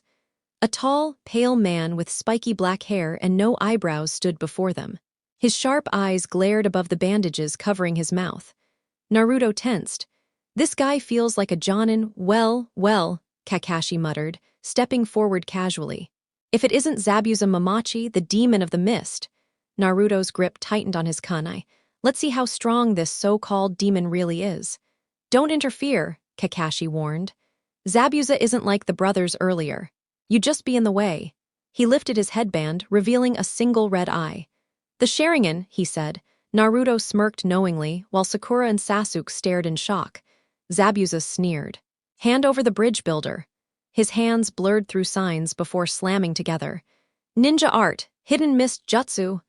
The fog thickened until they could barely see, leaving only the demon's voice echoing through the haze. "You've been improving a lot, Sakura, but you still leave too many openings in your guard," Naruto remarked as he smoothly sidestepped her jab, slipping around her attack before dodging the swing aimed at his back. Sakura stumbled, dropping to one knee, her teeth clenched in frustration. When she caught sight of Naruto's smug grin, her irritation flared. With a fierce shout, she lunged forward, unleashing a flurry of strikes. A kick shot toward his ribs, but Naruto ducked under it. She spun with a hook, only for him to slap her fist aside. Before she could follow through, he caught her wrist and twisted it, forcing her arm behind her back. With a grunt, Sakura was thrown off balance and landed flat on her back. For a moment, she just stared up at the sky, chest heaving. "You're getting sharper every day. Don't worry, I'll shape you up in no time. Think of me as your new sensei," Naruto said, flashing his trademark goofy smile, which actually drew a small laugh from her. Extending a hand, he pulled her up and continued, his tone more serious. "You've made a lot of progress, really. But next time we're out there, you need to believe in yourself. Even if you're scared, even if you feel like running or crying out for help, don't. Stand firm and fight with everything you've got. Giving up isn't an option, got it?" Sakura blinked, slightly surprised by the weight of his words, then nodded. "Good, let's head back. I'm beat and the others can catch up later," Naruto said, turning toward the house. One moment, Naruto was lying down, resting his muscles. The next, he found himself standing before the bloodied remains of two thugs and a sobbing Tsunami clutching Inari tightly in her arms. He had apparently dozed off, only to be jolted awake by Tsunami's scream. Acting on instinct, he had torn through the intruders after Inari's desperate attempt to stall them. Once it was over, Naruto knelt to scold the boy for recklessly putting himself in danger, then apologized for his past harshness. Without wasting more time, he used a shunshin to flash toward the bridge. He arrived just as chaos unfolded, Sasuke trapped inside a dome of icy mirrors, Kakashi locked in another clash with Zabuza. With a sigh, Naruto propelled himself inside the dome, using a burst of wind to scatter the incoming Senbin. "Of course, just my luck," he thought grimly. Naruto quickly helped Sasuke to his feet, his eyes flicking to the newly awakened Sharingan glinting in his teammate's gaze.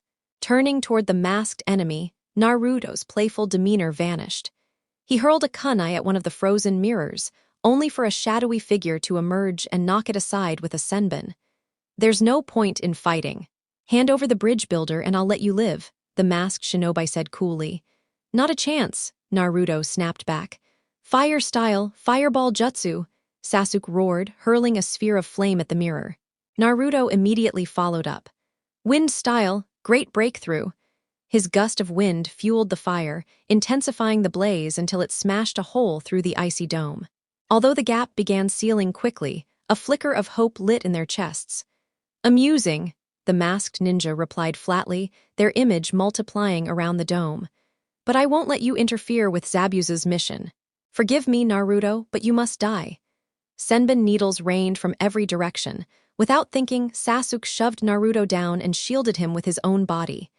"Idiot!" Naruto shouted, horror flashing through him. Why the hell would you do that, team?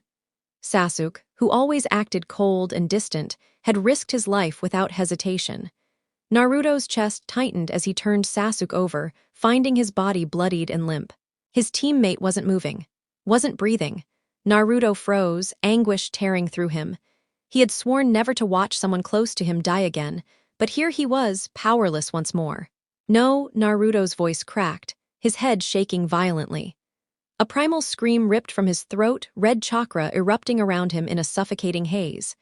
His whisker marks deepened and darkened, his nails lengthened into sharp claws, his hair spiked wildly, and his eyes burned crimson with slit pupils. The monstrous chakra shattered one of the mirrors outright. Haku braced herself just in time, barely blocking Naruto's savage punch that blasted her out of the dome. She skidded across the ground, arms trembling. "I'll kill you!" Naruto roared, for the first time meaning every word.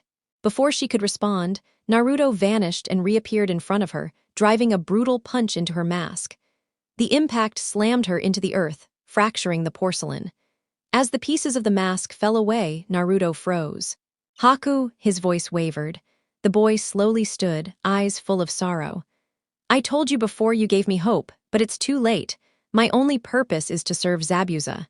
If you stand in his way, then you'll have to kill me." Naruto's rage spiked. "What the hell are you saying?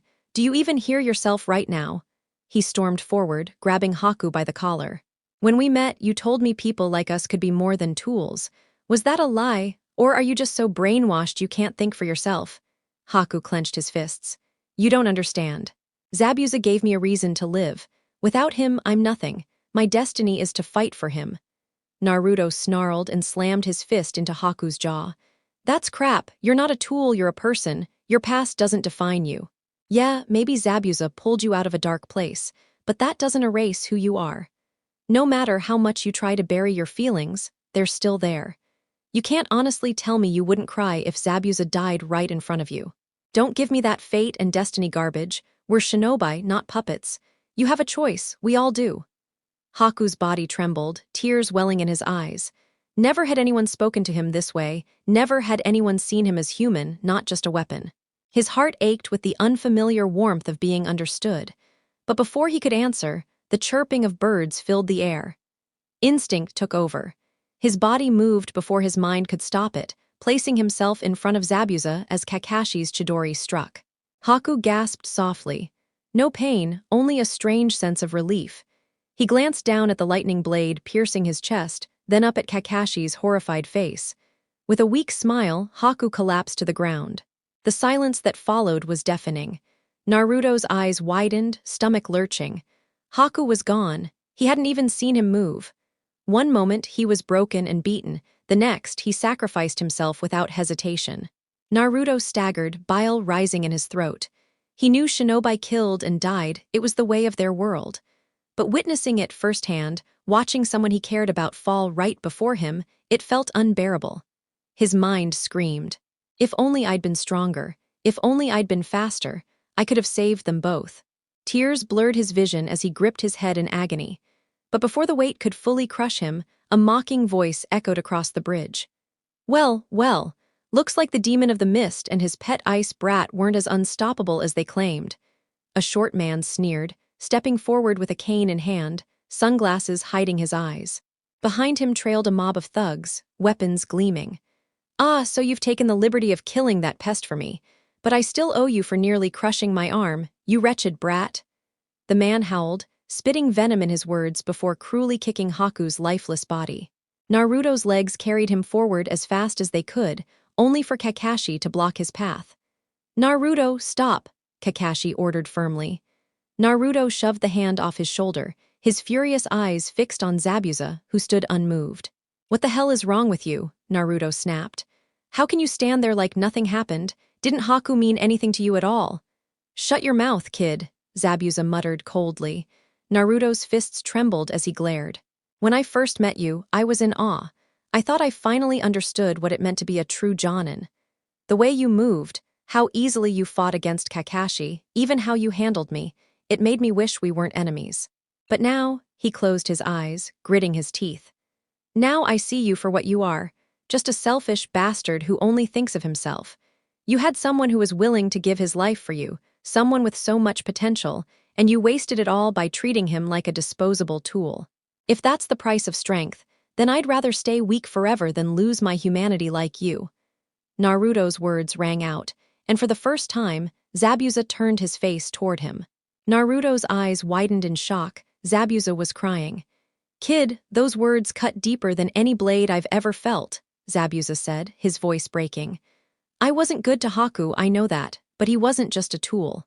I just never knew how to show him what he meant to me." He turned his gaze to the short, smug man in the distance. "I'm done, Gato," Zabuza growled. "Perfect," Gato sneered. "I was planning to have you killed anyway. You just saved me the trouble." Zabuza extended his hand. "Naruto, toss me a kunai." Without hesitation, Naruto threw one over. Catching it between his teeth, Zabuza charged forward with only the blade clutched in his mouth. Despite his broken body and useless arms, he tore through Gato's men like a beast, cutting them down one after another. Finally reaching the terrified crime boss, Zabuza lunged forward, driving the kunai deep into Gato's throat. With a violent twist, he ripped it open before kicking the man off the bridge into the waters below. Battered and bleeding, Zabuza staggered back toward Haku's body, his strength nearly gone. Before he collapsed, Kakashi caught him and lowered him gently. Zabuza asked to be placed beside Haku, whispering that it was time to say goodbye to the boy he had failed to treat like a son. Naruto's chest tightened as he watched Zabuza go still. Forming two shadow clones, he had them lift both bodies, intent on giving them at least some dignity in death. He was pulled from his thoughts when Sakura's broken sobs filled the air. Naruto rushed over, his heart sinking at the sight of her cradling Sasuke's body. "Sakura, what are you doing?" a groggy voice muttered. Naruto froze, Sasuke's hand twitched. "Sasuke," Sakura cried in disbelief. "We thought you were gone, I'm so sorry, I couldn't do anything." Sasuke slowly sat up, confusion written on his face. His head pounded, but memories of the battle returned to him. Focusing his chakra, his eyes sharpened, and for the first time the Sharingan glowed. The world seemed to slow around him.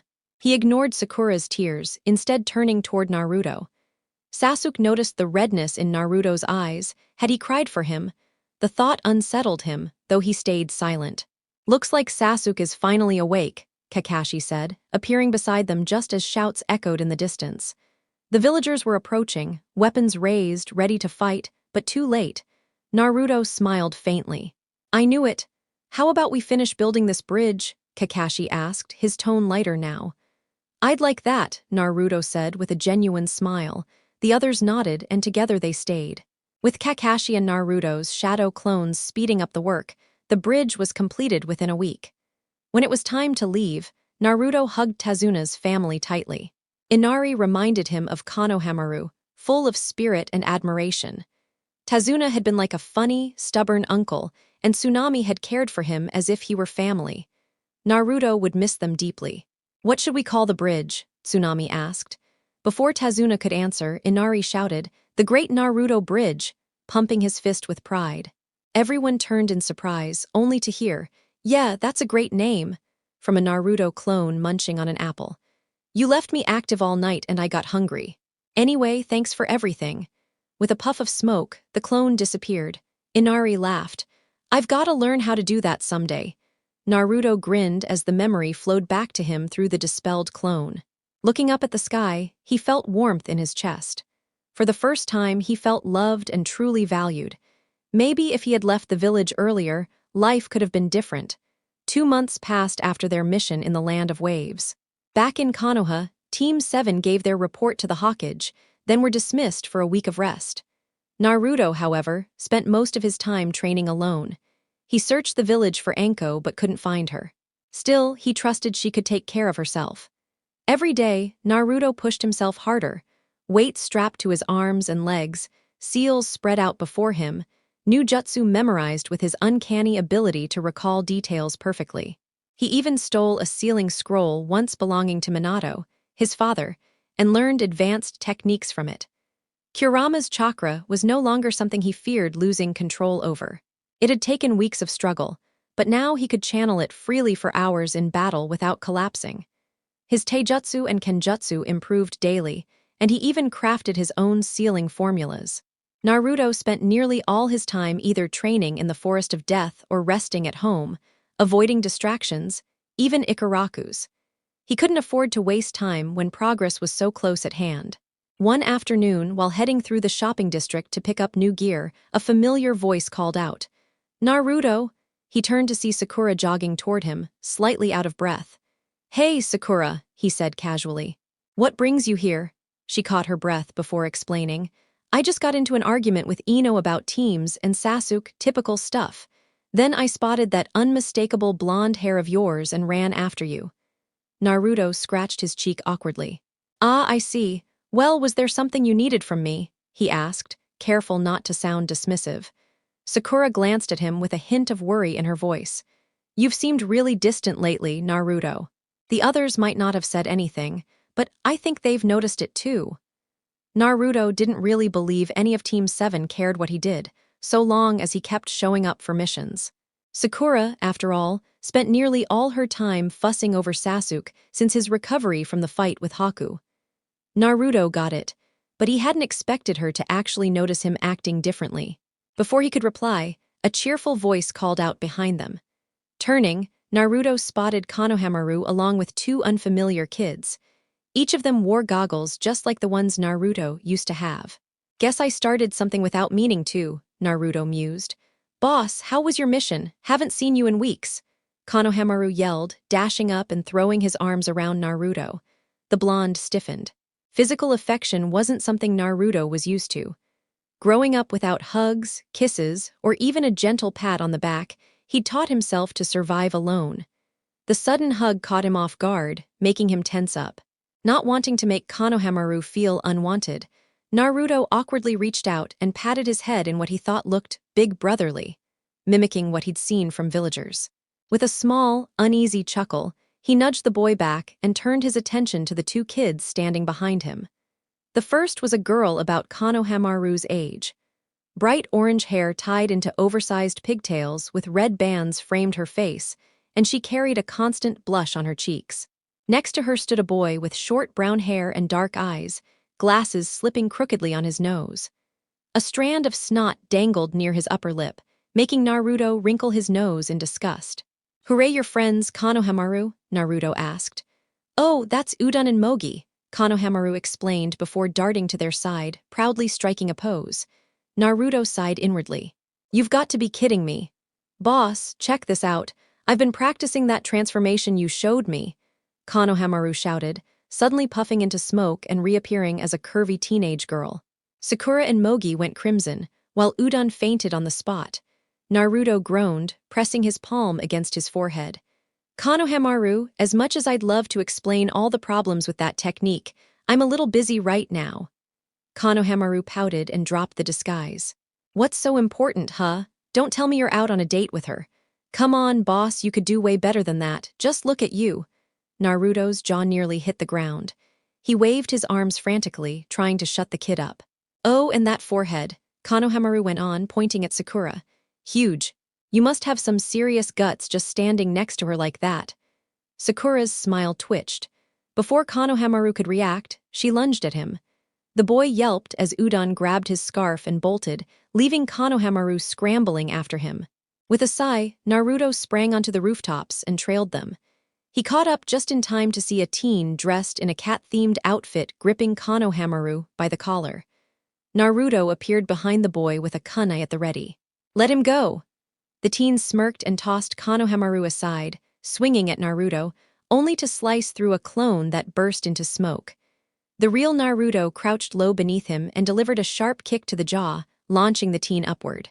Catching his leg midair, Naruto slammed him into the ground face, first, away from Konohamaru.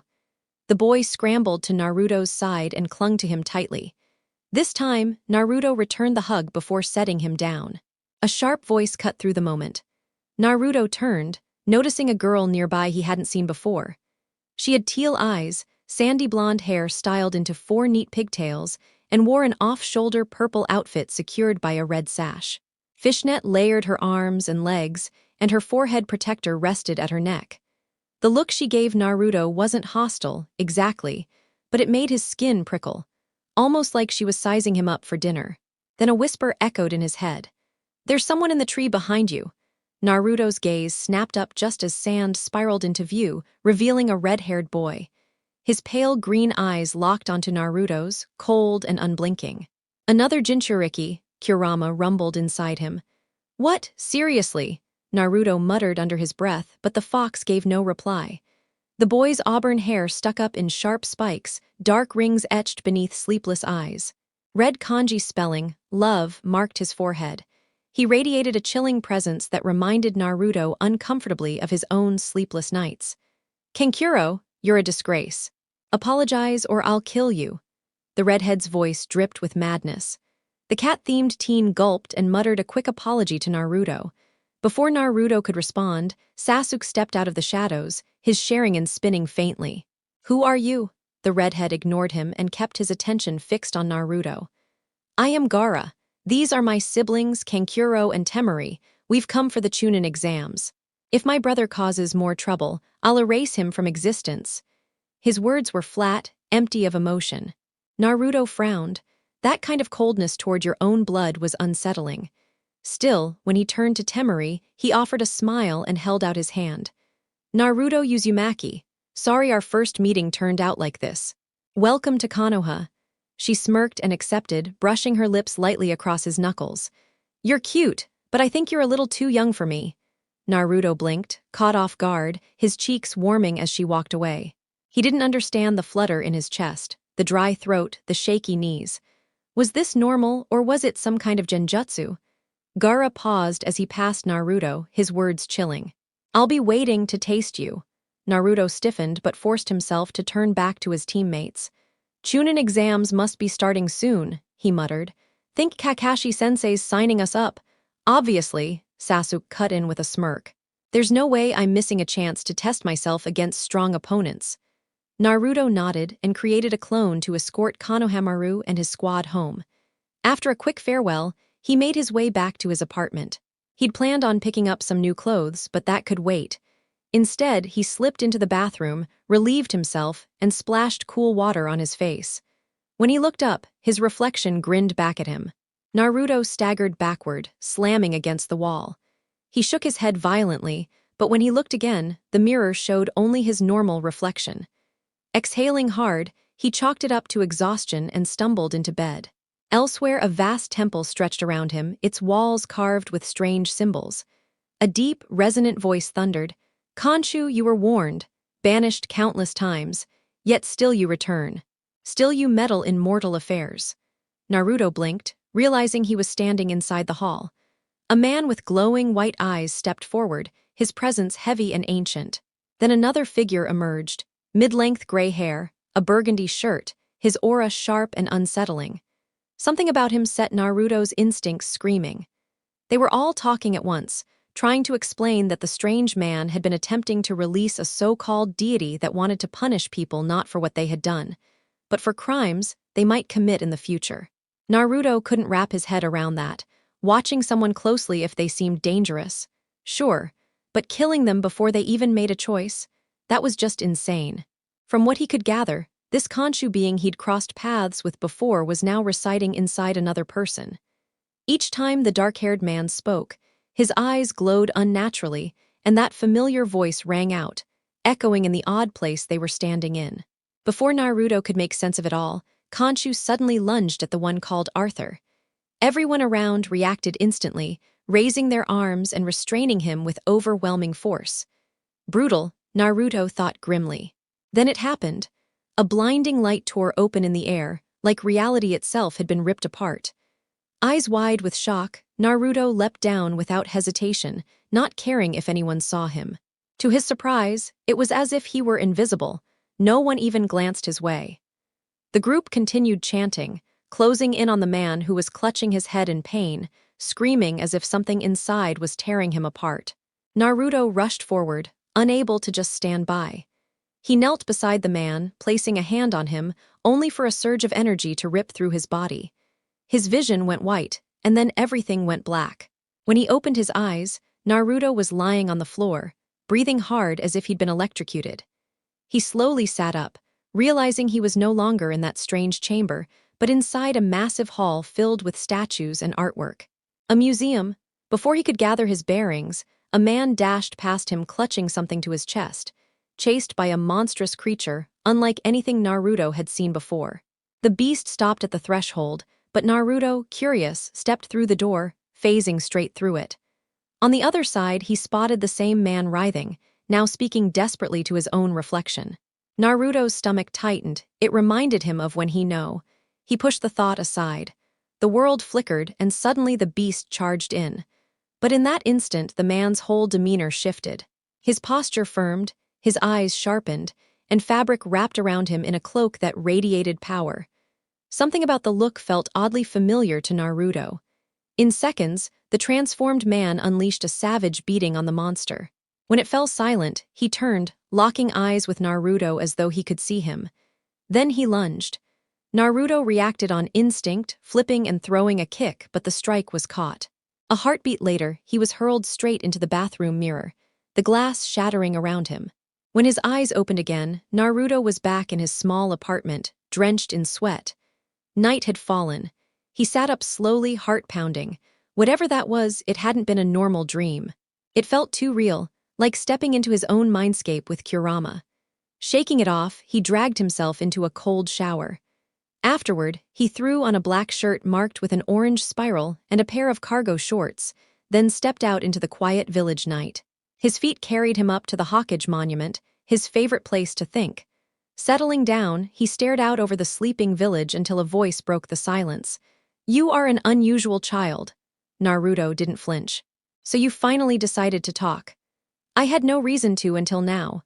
But your actions lately, they'll prove useful when the time comes for you to travel beyond this village," the voice said as Khonshu appeared behind him, its tall, bird-like form looming. Naruto stood and faced it. "Who exactly are you, and what do you want?" Khonshu chuckled, gaze sliding away. "I'll tell you in time. For now, I only find it impressive that you managed to touch my memories without even realizing." "So that's what that was, your memories. Then what am I to you? Just a vessel for you to use." Naruto's voice sharpened, anger rising. "You misunderstand. You are my avatar, my weapon of justice. You are my Moon Knight." Khonshu's voice boomed across the cliffside. Naruto glared back. "I didn't agree to any of this. I don't want it. Kurama's the only one I'll ever share my body with, and he's more than enough." "The power I've given you is beyond anything you can comprehend," Khonshu said coldly. "You could survive being cut apart, endure death itself because of me. You are untouchable because of me. I've seen what lies in your heart, the loneliness, the anger, the desperate need to be accepted. You can't hide it. I know you better than you know yourself. Enough talk, we have work." With a slam of his staff against the stone, Khonshu forced Naruto's body to straighten, eyes glowing bright. "It took you long enough," Naruto muttered in a flat tone. Khonshu tilted his head. "If you're taken from me, I'll have to make you willingly cooperate. I've never had an avatar as strong as you. Now, there's someone I need you to find. Arthur may also be in this world, and Amit has likely chosen her own champion." Naruto frowned, but nodded. The suit wrapped around his body in an instant, mask snapping over his face as he launched into the sky, streaking past the walls of Konoha into the trees beyond. Early morning. "Hey, Naruto, you look awful. Did you even sleep?" Sakura asked, spotting him sprawled under the shade of a tree. Team 7 had gathered for Kakashi's announcement, but Naruto was out cold. Sakura tilted her head, noticing how peaceful he looked in his sleep. Almost cute, she quickly shook her head. "No way, Naruto isn't cute." When he finally stirred, Kakashi revealed the news. "The Chunin exams begin tomorrow, July 1st. Meet at the academy, don't be late." With a cheerful eye smile, Kakashi vanished in a swirl of leaves. Naruto's brow twitched. Sakura sighed. "I wish I could do that." "I could teach you," Naruto offered, forming a clone that scooped her up before running off. "He'll stick with you until you get the hang of it." When Naruto turned to Sasuke, the raven-haired boy disappeared in a flicker. Naruto scratched his head. "Guess not." With a shrug, he headed toward Ikaraku, craving ramen after weeks of avoiding it. On the main street, he spotted Shikamaru, Choji, and Ino. "Yo, Shikamaru, Choji, Ino." Naruto appeared before them in a flicker, casual as ever. The trio blinked. "Naruto, since when can you move like that?" Shikamaru muttered. "Just a trick. I've been all right," Naruto said, glancing at them. You probably heard about the mission that went bad. Before anyone could reply, a man suddenly appeared behind him. Naruto reacted instantly, vanishing and reappearing midair with a kick aimed at the man's head. The man caught it with ease and flung him aside. Naruto twisted midair and landed in a crouch, blinking in surprise. Asuma-sensei, don't sneak up on me like that, Naruto laughed sheepishly, rubbing the back of his neck. He's quicker than I expected, Asuma mused silently, though a grin tugged at his lips as he regarded the blonde boy. Don't sweat it. Honestly, I wanted to test your reflexes a bit. Word travels fast about you, Asuma admitted, surprising the group. Wait, me, people are talking about me, Naruto asked, clearly doubtful. Yep. But sadly, whatever is said in the Jonin Lounge stays in the Jonin Lounge, Asuma teased with a laugh. Turning to his team, Asuma shifted the focus to the upcoming exams. Naruto took that as his cue to leave, deciding to let them discuss things on their own. As he walked away, his thoughts drifted to a certain blonde-haired girl he had met not long ago, Temari. She intrigued him. He couldn't explain why exactly. Sure, she was beautiful, but so were Sakura, Ino, Hinata, Anko, and even that girl at the weapon shop. The list could go on. Great, I'm a total perv, he realized, flushing slightly at the thought and laughing at himself. Speaking of Anko, it struck him that he hadn't seen her in months, not since his graduation. Nearly 3 months of silence.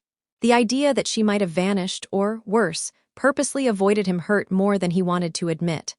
But honestly, it wouldn't shock him. Most people eventually left him behind or pretended he didn't exist. Lost in thought, he eventually reached his apartment. Instead of visiting Ikaraku, he settled for instant ramen, deciding rest was more important with tomorrow ahead. After eating, Naruto began tinkering with sealing techniques he'd been developing, traps that could tilt the exams in his favor. One seal-bound chakra. Oh yeah, that'll be useful, he thought with a satisfied grin. Another drained chakra from whoever it touched, transferring that energy to him. By the end, Naruto felt confident. If trouble came, he wouldn't fall without giving it everything. The next morning, he woke early, showered, and made a quick breakfast, toast and eggs. He slipped into a black t-shirt, then shrugged on his orange and blue jacket, leaving it unzipped. After strapping his katana to his back with chakra, he double-checked his gear and dashed out the door. He vaulted across rooftops, weaving in flips and spins to loosen up his body. Finally, he landed in a crouch before Sasuke and Sakura, who had already arrived. Team 7 made their way forward, easily passing through what was clearly a genjutsu, until a strange figure suddenly appeared in front of them, crouched low. The sight froze them in place.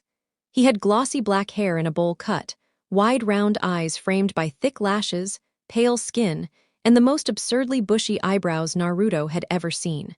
Clad in a green jumpsuit with orange leg warmers, the boy struck an overly dramatic pose. Without warning, he dropped to one knee before Sakura, hand on chest, the other behind his back. My name is Rock Lee. You are the most stunning girl I have ever laid eyes on. I vow to guard you with my life and bring you endless happiness if you would be my girlfriend, he declared with sparkling sincerity. Naruto burst into tears of laughter. He had no clue who this Rock Lee was, but the guy's fearless honesty was admirable. Number definitely not, Sakura shot him down flatly. Why? Lee asked, crushed. Because you're weird. She stepped closer to Sasuke for emphasis. Naruto nearly doubled over laughing again. Before the moment could grow more awkward, 2 figures joined them. A girl with brown hair in twin buns, dressed in a pink kippao top and dark green pants, stepped forward. Naruto recognized her. He'd seen her helping out at a weapons shop. Beside her stood a boy who radiated a quiet, stern energy. His pale lavender eyes marked him as a Hyuga, and his long brown hair was tied back neatly. Something about him rubbed Naruto the wrong way, though he couldn't explain why. Been a while, Naruto, the bun-haired girl said warmly. Naruto blinked, pointing at himself. Wait, you know me. Of course. Hard not to, you shout your name across the village often enough, she teased. Blushing in embarrassment, Naruto scratched his head. I'm Tenten. This is Neji, she introduced, motioning to the Hyuga. She apologized for Lee's antics, noting he could get carried away. No worries, Naruto said with a grin. Sakura would have said yes on a different day. He earned a punch to the head for that one. Meanwhile, Lee's gaze locked onto Sasuke. I want to challenge you to a duel. You sure? Sasuke asked smugly. Follow me, Lee said, striding off. The group gathered as the two squared off. Sasuke smirked confidently, convinced Lee stood no chance, even without his Sharingan. But once Naruto gave the go, Lee's speed shocked everyone. In a blink, Sasuke took a brutal punch to the jaw. Recovering with his Sharingan activated, Sasuke tried counterattacks, but Lee dodged with ease, slamming him with body shots that left Naruto wide-eyed. This speed, insane, Naruto thought, stunned. Lee was nearly as fast as he was, something Naruto prided himself on. Just as Lee prepared to finish it with his bandages, a man appeared atop a turtle, halting the fight. Naruto barely processed it before Tenten approached again. Hey, she said casually. Hey yourself, Naruto replied. She glanced at his sword. Kenjutsu? Yeah, been practicing for months. Not too bad, I think. He pulled the blade slightly from its sheath to show her. Collecting weapons and training with them is kind of my passion, she admitted with a laugh. That's awesome. We should spar sometime. I usually just fight my clones. Clones, she echoed. He made one appear instantly, making her eyes widen. You have to teach me that, she said excitedly. Only if you show me some of your skills first, he bargained. Deal, she agreed with a grin. Naruto barely noticed the chaos around them until he saw something so horrifying he wished he hadn't looked. You get used to it, Tenten said with a giggle. Soon after, Team 7 entered their assigned room. The atmosphere was thick with killing intent directed their way. Sasuke smirked, returning it in kind. Sakura was nervous but managed to keep her composure. Naruto leaned casually against the wall, unfazed. Then he heard a familiar voice. Figures they'll let anyone join if Naruto's here. It was Kiba, with Akamaru perched on his head. Naruto grinned. Knew I smelled mutt when I walked in. Kiba flushed with anger, but before he could snap back, a timid voice spoke. Please don't mind Kiba, Naruto-kun, Hinata said softly, stepping forward. Her pale eyes marked her Hyuga heritage, her Heim-cut hair framing her face. She wore a cream-colored jacket lined with fur, dark pants, and her headband hung loosely around her neck. Hinata, been a while, Naruto greeted warmly, smiling at her. Her cheeks flushed red instantly. It's been some time, he continued. He remembered meeting her before anyone else at the academy, back when he defended her from bullies. He had taken quite the beating that day, and even lost his favorite scarf. He had never really spoken much to the girl. Every time he tried, she would blush furiously and vanish before he could even finish a sentence. Eventually, he stopped trying altogether, assuming she didn't want to be friends like he had hoped. Hello, she whispered shyly, staring down at her fingers as she fidgeted with them. It felt almost nostalgic. Naruto turned his head to see Choji munching on chips while Shikamaru and Ino trailed lazily behind him. Hey Choji, got an extra bag? Naruto asked, already craving something to snack on before the physical parts of the day kicked off. Of course, Choji said, tossing him a bag. Naruto caught it with a grin and ripped it open. So you actually showed up. Can't say I expected less, Ino remarked as she stepped closer to the blonde. Oh, hey Ino, Naruto muttered, rolling his eyes while digging into his chips, deliberately ignoring her tone. She stuck her tongue out at him and brushed past, heading to talk with her own teammates. This is gonna be such a drag, Shikamaru muttered, yawning loudly. Some things never change, Kiba grumbled from nearby. You realize you're drawing way too much attention to yourselves, right? A calm voice interrupted. A boy with silver hair and glasses strolled over. And who the hell are you? Kiba asked, raising his voice. Name's Kabuto Yakushi, he replied smoothly with a polite smile. Naruto didn't bother sticking around. He turned and walked off while munching on his chips, completely uninterested in the newcomer. A short while later, everyone was called to their assigned seats. By some luck, Naruto ended up next to Hinata. The first stage was a written test. Naruto wasn't clueless, but academics had never been his strong point. After staring at the questions for several minutes with no progress, he left most of them blank. He quickly noticed others around him using clever tricks to cheat, though some were getting caught. Hinata was trembling in her seat.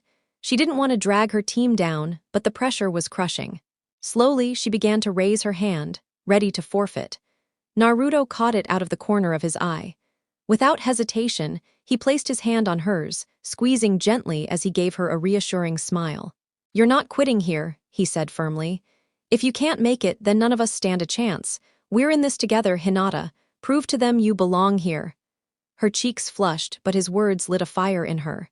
She lowered her hand and straightened her posture, determination flaring in her pale eyes. She would not let him down. Suddenly, crash! The room spun toward the window as a figure burst through, releasing a smoke bomb. When the haze cleared, there stood Anko in her signature coat, a flashy banner behind her reading, "The sweet and sexy Anko Mitarashi." Naruto blinked in disbelief. Had she forgotten him? Where had she been all this time? Why hadn't she reached out in the past 4 months? "Quite the crowd this year. Losing your touch, Ibiki," Anko teased. "Or maybe they're just different," Ibiki replied flatly. Anko's gaze swept across the room before pausing on a familiar blonde. For a fleeting second, she and Naruto locked eyes. His heart twisted, but he quickly turned away. "All right, everyone, outside with me," Anko called before leaping out the window. Soon, the genin stood before the massive gates of the Forest of Death. "This will be easy," Naruto thought confidently. "You've grown," came a voice behind him. He didn't even glance back. He just kept walking. He couldn't bring himself to speak to her now. "I've missed you, brat. You don't know how badly I wanted to talk to you again." "You've been on my mind," Anko said as she appeared in front of him. Naruto exhaled heavily, trying to control his emotions. "I searched everywhere for you," he said, his voice shaking. "And you never came back, you abandoned me. Then you show up now and act like nothing happened." "You don't know what you're saying, kid," she replied dismissively. "Forget it. Just explain the rules," Naruto muttered, walking away. The scrolls were handed out soon after, earth or heaven. Once the gates opened, chaos broke loose as teams rushed inside. An hour in, Naruto left briefly to relieve himself. Not a minute later, he was swallowed whole by a giant snake.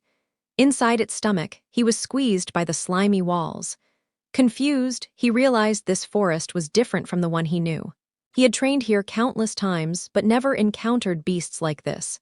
He suddenly vanished from the snake's gut and reappeared on top of it, calmly sitting cross-legged.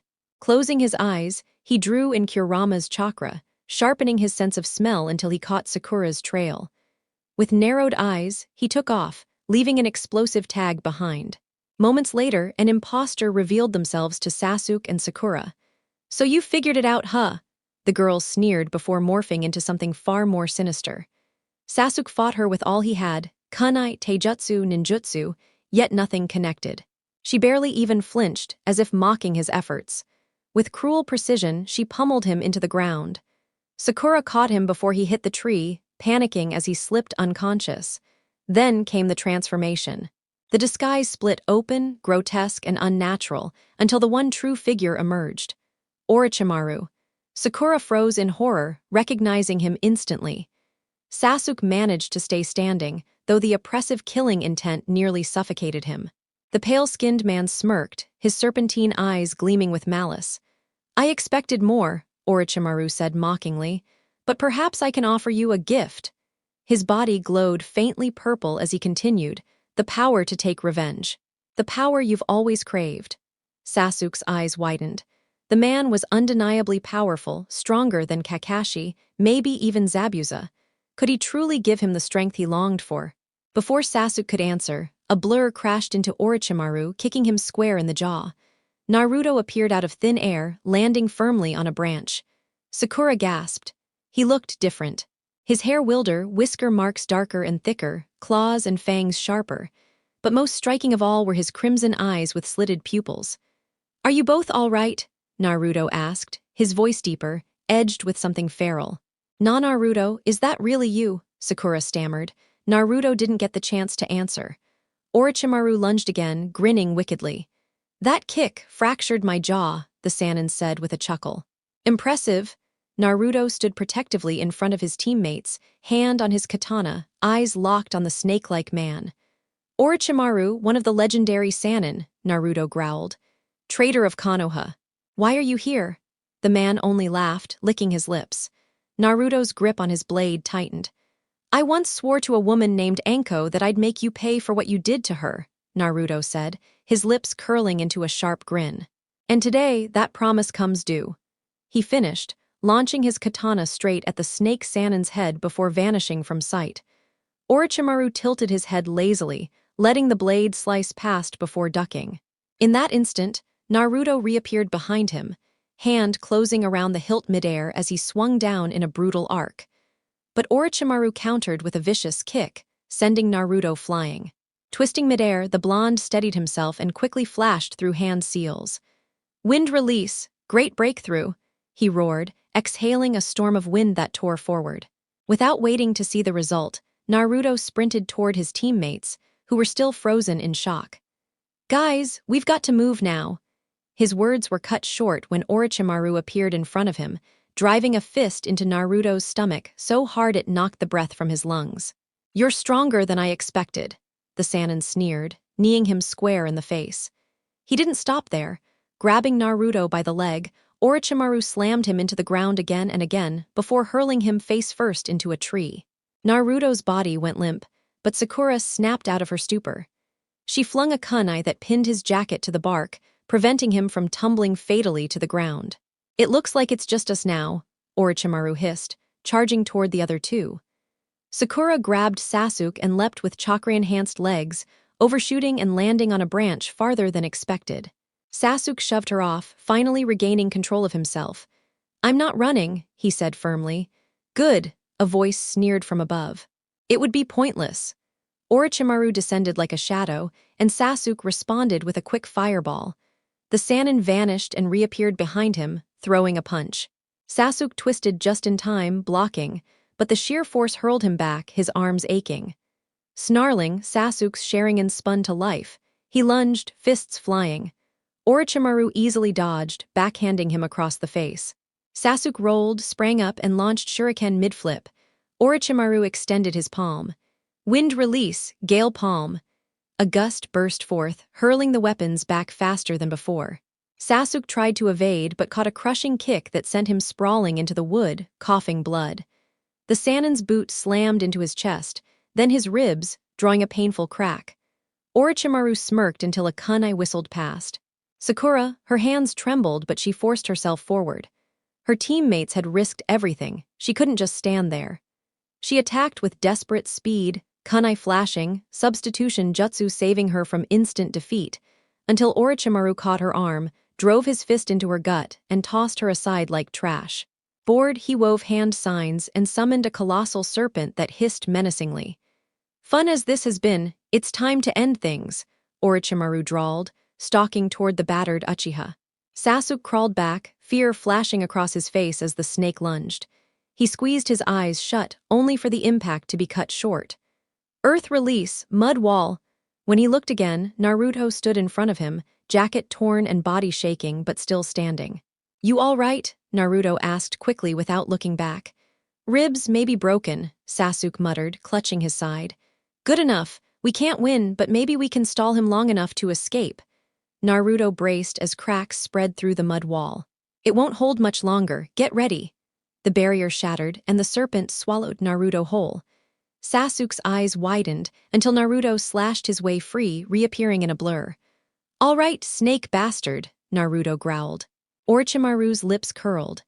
"So eager to rely on the fox's power, aren't you? Let's fix that." Before Naruto could react, a kick struck his back, followed by Orochimaru's fingers glowing with sinister energy. "5-element seal." The Sannin pressed his hand to Naruto's stomach, searing the seal. Pain ripped through him, his body convulsing before being hurled against a tree. "That should do it," Orochimaru said calmly, turning his gaze on Sasuke. He extended his neck unnaturally, fangs bared. Sakura's scream filled the air as Orochimaru bit deep into Sasuke's neck, the boy howling in agony. His work done, the Sannin melted into the ground, sensing others drawing near.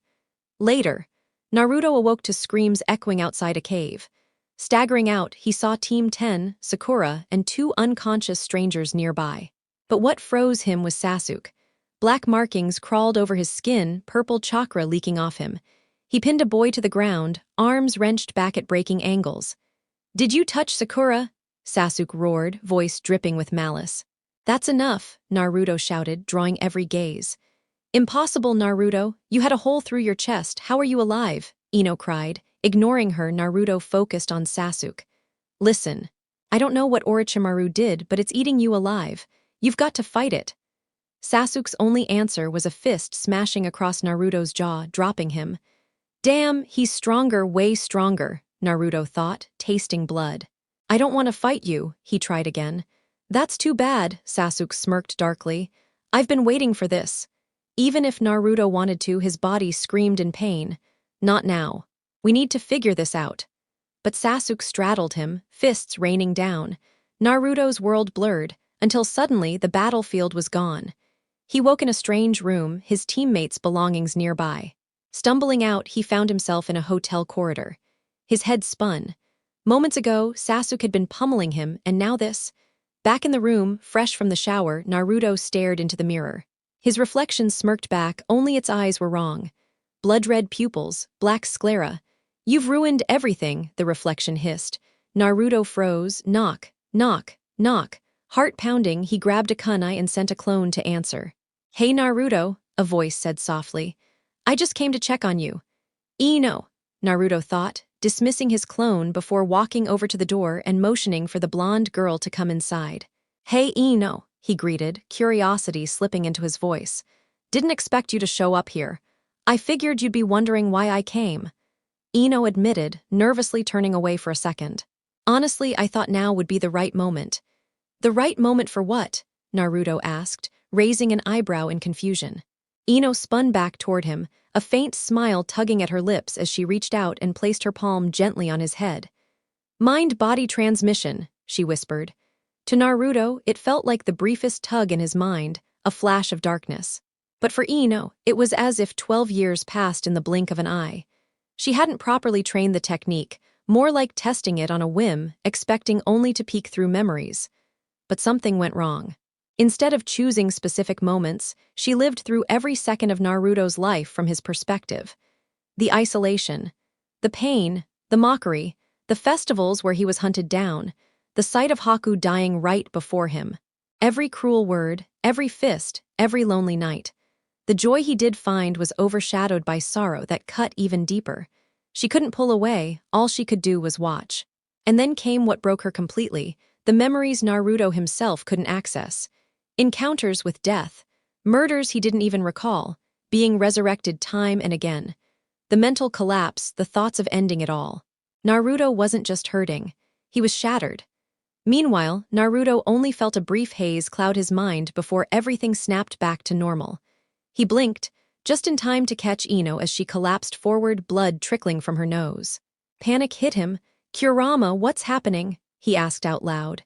She decided to crawl inside your head, the fox rumbled. Naruto stiffened. What do you mean? The Yamanaka clan uses jutsu to manipulate minds. I felt her intrude. Usually I'd push her out, but this time something slipped. Instead of glancing through your memories, she experienced them all. I could have stopped her, but it would have killed her.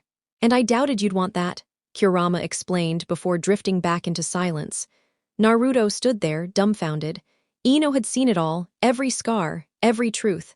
A sudden thought hit him like a kunai to the chest. She even saw me shower. Shaking the thought away, he scooped Ino up in his arms and flared his chakra, locating the familiar signatures of her teammates. In an instant, he vanished. Choji and Shikamaru sat talking, their conversation circling back to the chaos of the Chunin exams, especially the explosive clash between Naruto and Sasuke. Just as Shikamaru recalled that fight, his mind flashed back to what he'd seen. Flashback, forest of death, a crushing pressure in the air. They all froze. Sasuke's body glowed as black marks crawled across his skin. His voice was ice. Sakura, who touched you? When she didn't answer, he blurred out of sight, reappearing behind one of the sound kunoichi. Cut her hair, huh? He muttered, gripping her by her ponytail. Then let me return the favor. He yanked out a handful of her hair, her scream echoing before his kick snapped her jaw sideways. Another sound ninja lunged, punching the air to release a wave of chakra, but Sasuke leapt high, spitting a blazing fireball down at them. Only a teammate's desperate blast of air saved the target. Dasu wasn't so lucky. Sasuke appeared at his side, driving his fist into the boy's stomach, then uppercutting him skyward. Before he could fall, Sasuke grabbed his throat, spun him, and slammed him into the dirt with bone-cracking force. You bastard! Another shouted, launching himself forward. Sasuke's eyes snapped open, two Tomo blazing in one Sharingan, one in the other. With a sidestep, he caught the boy's wrists mid-charge, head-butting him hard enough to break his nose. You like these hands, huh? Sasuke sneered, twisting the boy's arms back until they popped and drew a howl of agony. That's enough, Sasuke, came a sharp voice. All eyes turned. Naruto stood there. Words failed. Fists spoke instead. Sasuke tackled Naruto, hammering him down with punch after punch. Blood splattered the ground until a clone appeared and kicked Sasuke away. Naruto rose, his eyes glowing with a blinding white light, his expression emptied of all humanity.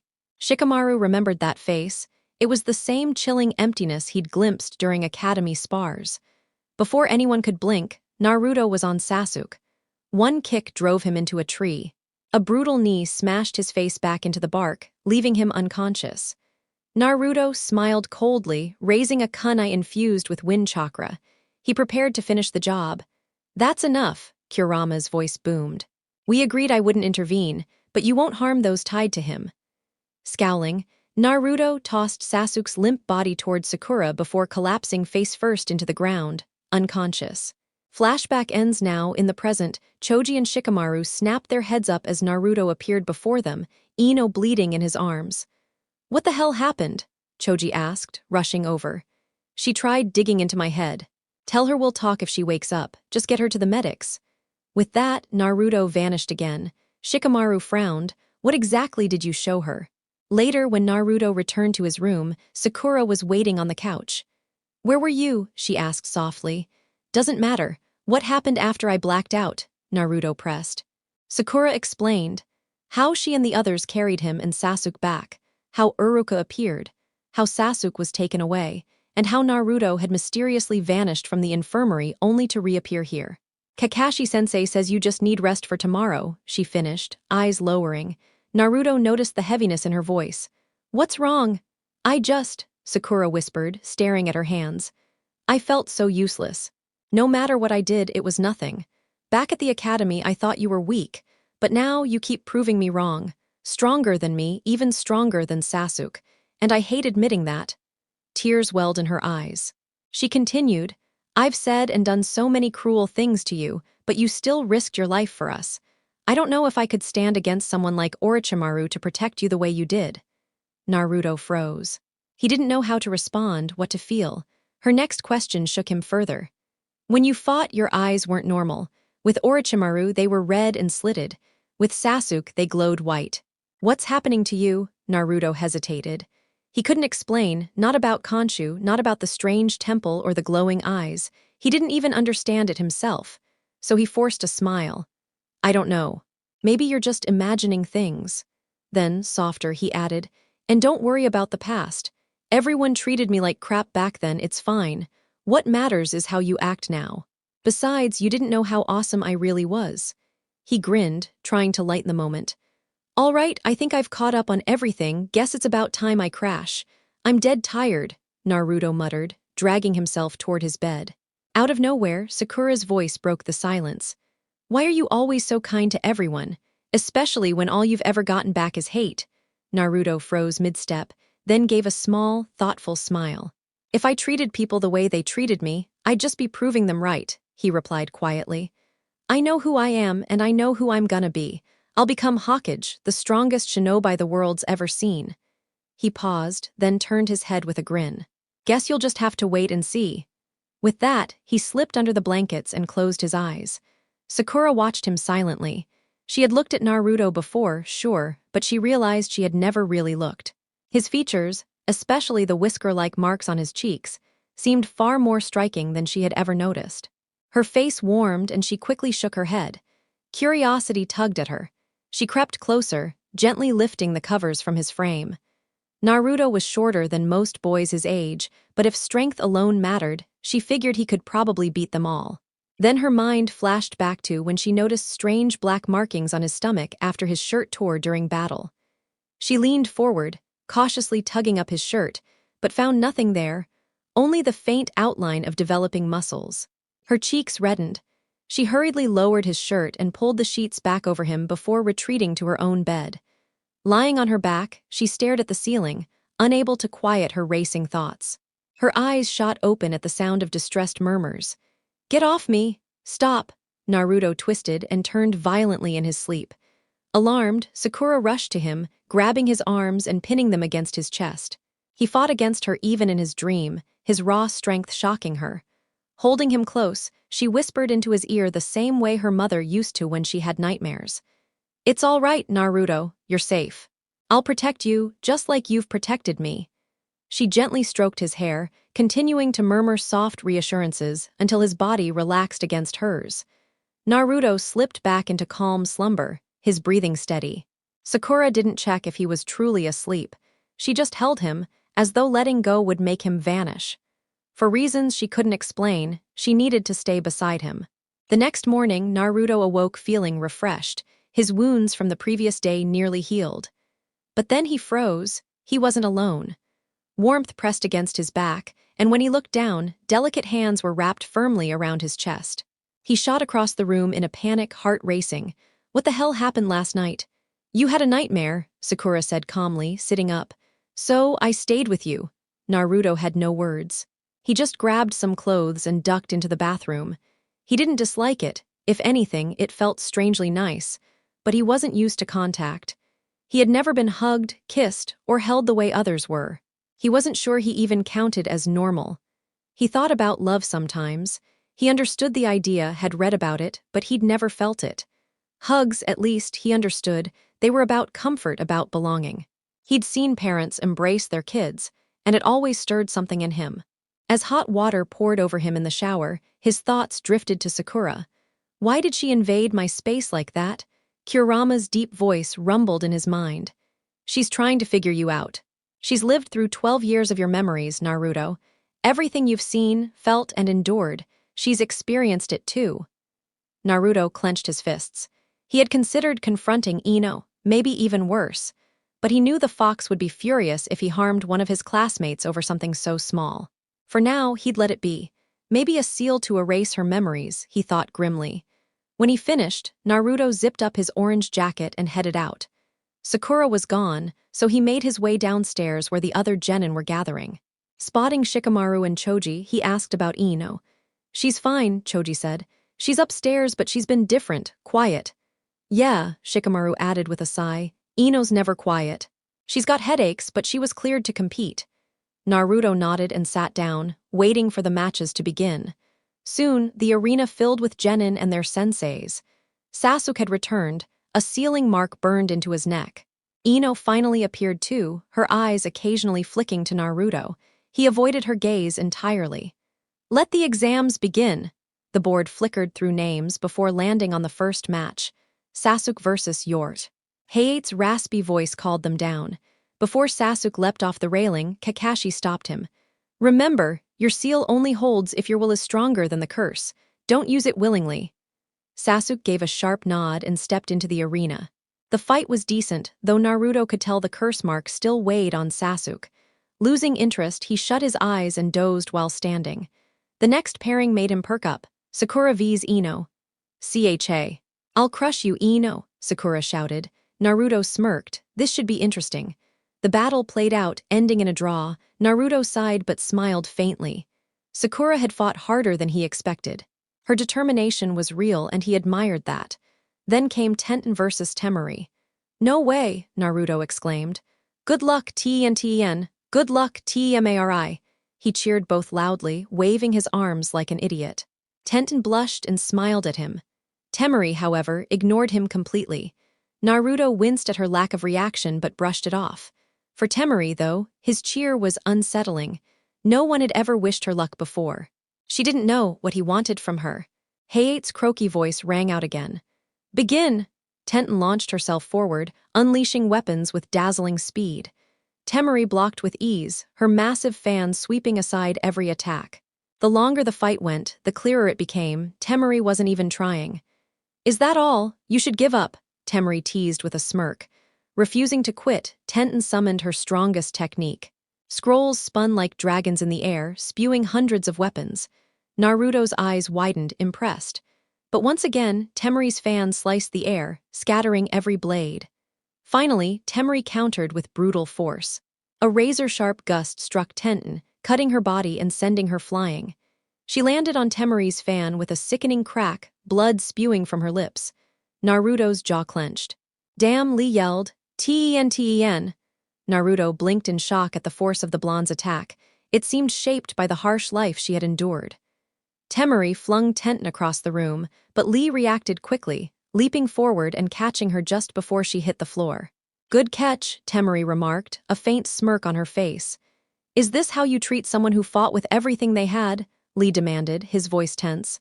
"What's wrong with you?" he shouted, frustration evident. "Quiet, you're irritating." "Just take the trash and leave," Temari replied, her tone icy. Gritting his teeth, Lee charged at her, leaping into the air and spinning. "Leaf hurricane," he shouted, but Temari blocked the attack effortlessly with her fan, catching him completely off guard. "Not quite what I expected," Temari said calmly, pushing Lee back. He landed in a crouch, stunned. With her victory declared, Temari turned and walked back up the stairs. "Brutal," Naruto heard Sakura mutter, and he couldn't help but agree. The next match featured Shikamaru against one of the Sound Ninja, and as Naruto had expected, Shikamaru claimed the win. Naruto vs. Kiba. Naruto grinned before vanishing, reappearing in a swirl of fire directly in front of Hate. The audience stirred in surprise. Kiba stepped forward, Akamaru close behind him. "Just like old times, huh? I'm going to wipe the floor with you again," Kiba said confidently, a grin on his face. Naruto only returned a calm smile. "Begin," the announcer declared. Kiba immediately lunged, aiming for a taijutsu showdown. As he threw a punch, Naruto effortlessly deflected it, tapping Kiba's wrist before sending a counterstrike to his chest. Kiba skidded back, growling, before rushing forward again. Naruto retreated slightly, dodging a kick and tossing a kunai, then vanished behind Kiba to land a solid kick. Rolling to regain his balance, Kiba called to Akamaru. "Beast human clone." The dog transformed into a perfect copy of its master, and together they charged. Naruto met them midair, delivering a kick to Kiba's face before ducking under the clone's attack, sweeping their legs and rolling away. "Water style, water bullets." Naruto fired a barrage of water at them. Kiba dodged expertly, then crouched. "Four-legged technique." He dropped onto all fours, chakra flaring as he lunged at Naruto, who flipped out of the way. Akamaru leapt onto Kiba's back, and the two spun violently. "Fang over fang," Kiba roared, spinning like a blur toward Naruto. The ground shook beneath them, but Naruto vanished at the last second. As they charged again, Naruto formed hand signs. "Earth style, mud wall." A barrier shot up, blocking the attack. He quickly created a clone and vanished, forcing Kiba to smash through the wall with full force. The clone exploded, Akamaru was thrown back, and Kiba skidded across the platform, smoking but still standing. The final blow came swiftly. "Leaf hurricane." Naruto's kick slammed into Kiba, sending him flying into the wall, unconscious beside Akamaru. "Thanks, Lee," Kiba thought as Naruto simply watched, unchallenged. "Winner, Naruto Uzumaki," Hate announced. Naruto returned to his spot, basking in Kakashi and Sakura's praise. "I'll admit, Uzumaki, you've impressed me." "I didn't expect Kiba to be this easy," said a woman with red eyes, Hinata standing quietly behind her. "People tend to underestimate me," Naruto shrugged. "You've trained him well, Kakashi," she continued, turning to Hinata. "Thank you, Kakashi," he replied with a smirk, noticing Naruto chuckling quietly. "Give it to him," Kurenai instructed. Hinata, blushing, stepped forward, holding a small brown container. "For you, Naruto-kun," she stammered. "A gift for me?" Naruto asked, surprised. "Yes, I made this healing ointment especially for you," Kurenai confirmed. Naruto blinked. No one had ever given him a gift before. He felt a rush of warmth at the thought behind it. "Why, yes, I thought it might help you," Hinata added quietly. He grinned, taking the container. Though he didn't need it to heal, the gesture mattered more than anything. "Thank you, Hinata. I'll treasure it always," he said sincerely. The effort overwhelmed Hinata, and she fainted, caught quickly by Kurenai. "Hinata!" Naruto shouted, startled. "Don't worry," Kurenai chuckled, walking away with her. "Seems she has a soft spot for you," Kakashi teased. Naruto remained silent, holding the container, grateful beyond words. Hinata versus Neji. Hinata's nerves surged as her name appeared on the screen.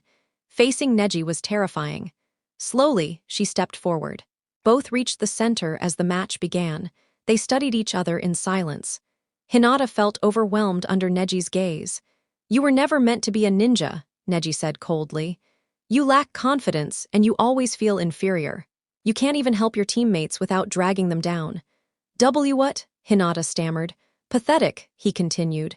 "A pampered outcast, part of the main branch, completely useless." Byakugan, Neji activated, locking his gaze on her. "You can't even meet my eyes. Always evasive, always weak. You show your inferiority in every glance. That is who you are." Naruto's voice cut through sharply. "Shut up. Who gave you the right to define her?" "Hinata, stand up for yourself and show him your strength." Hinata steeled herself, activating her Byakugan. "I won't let him control me. I'm stronger than this. Win or lose, I'll show him my strength." The two clashed, engaging in intense taijutsu, each strike a testament to their resolve. Gaara vs Rock Lee. "Yes, I acted like I didn't care, and now it's my turn," Lee exclaimed, spinning and flipping excitedly before landing in the center.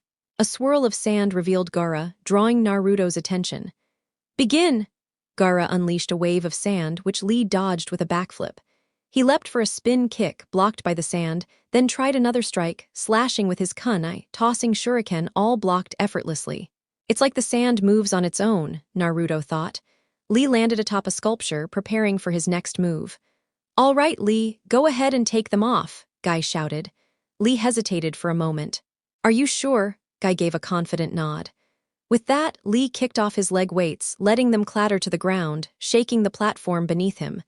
Then, without warning, he vanished.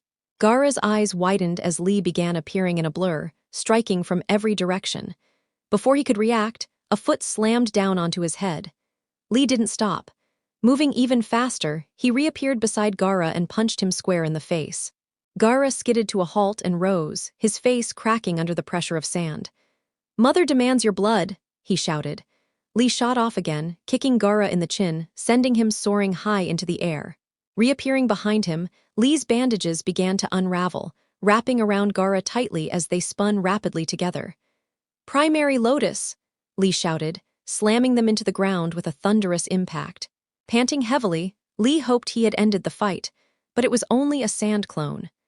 Gaara materialized behind him, sending a massive wave of sand hurtling toward the exhausted boy. Lee dodged as best he could, then made a bold decision. "The fourth gate, the gate of pain, open," he yelled, launching forward at a speed barely perceptible to the human eye. Not even the Jonin could keep up. Kakashi and Sasuke observed, their Sharingan in full effect. Kakashi's precise and measured, Sasuke's still developing. Naruto had activated Kurama's chakra vision to keep up. The battle raged until Lee finally collapsed from exhaustion, both of them landing in a crater.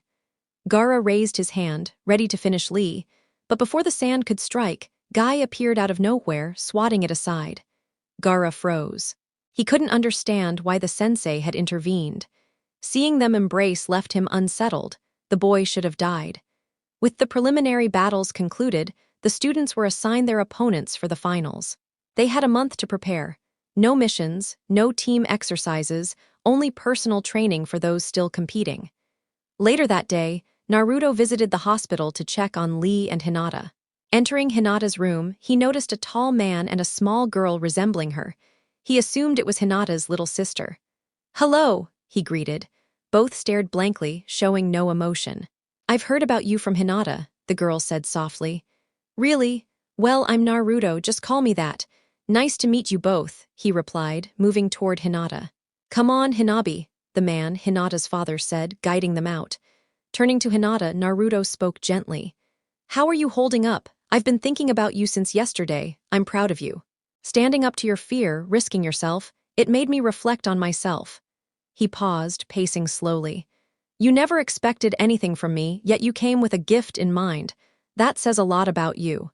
I promise, I'll wake Neji and face him next round. I'll make things right and protect you, just like you've protected me. Thank you for being my friend. It means the world to me." Hinata stared at the ceiling, absorbing every word. She knew one thing for sure: she had to become strong enough to be worthy of Naruto. Naruto then went to Lee's room, noticing sand under the door. Instantly, he formed a shadow clone and appeared inside. Gaara was attempting to attack Lee while he slept. "Leave," Naruto commanded. "I will have your blood," Gaara started, but a fist slammed into his stomach. "I don't care. No one I care about gets hurt," Naruto said firmly. The sand failed to protect Gaara from Naruto's wrath. "Is everything okay?" a voice called. Naruto saw Guy at the door, smiling. Gaara growled in frustration, glared at Naruto, then vanished in a swirl of sand. "Thanks for watching over him," Naruto said, grateful. "No need. I was just checking on you. Any updates?" Guy sighed. "They say Lee might never fight again." Naruto's eyes widened. Lee was one of the hardest workers he had ever met. Bushy Brow wouldn't accept that. He gives everything to achieve his goals. And with a sensei like you, there's no way he'll be left like that. After leaving the hospital, Naruto wandered the village, thinking about his training for the finals.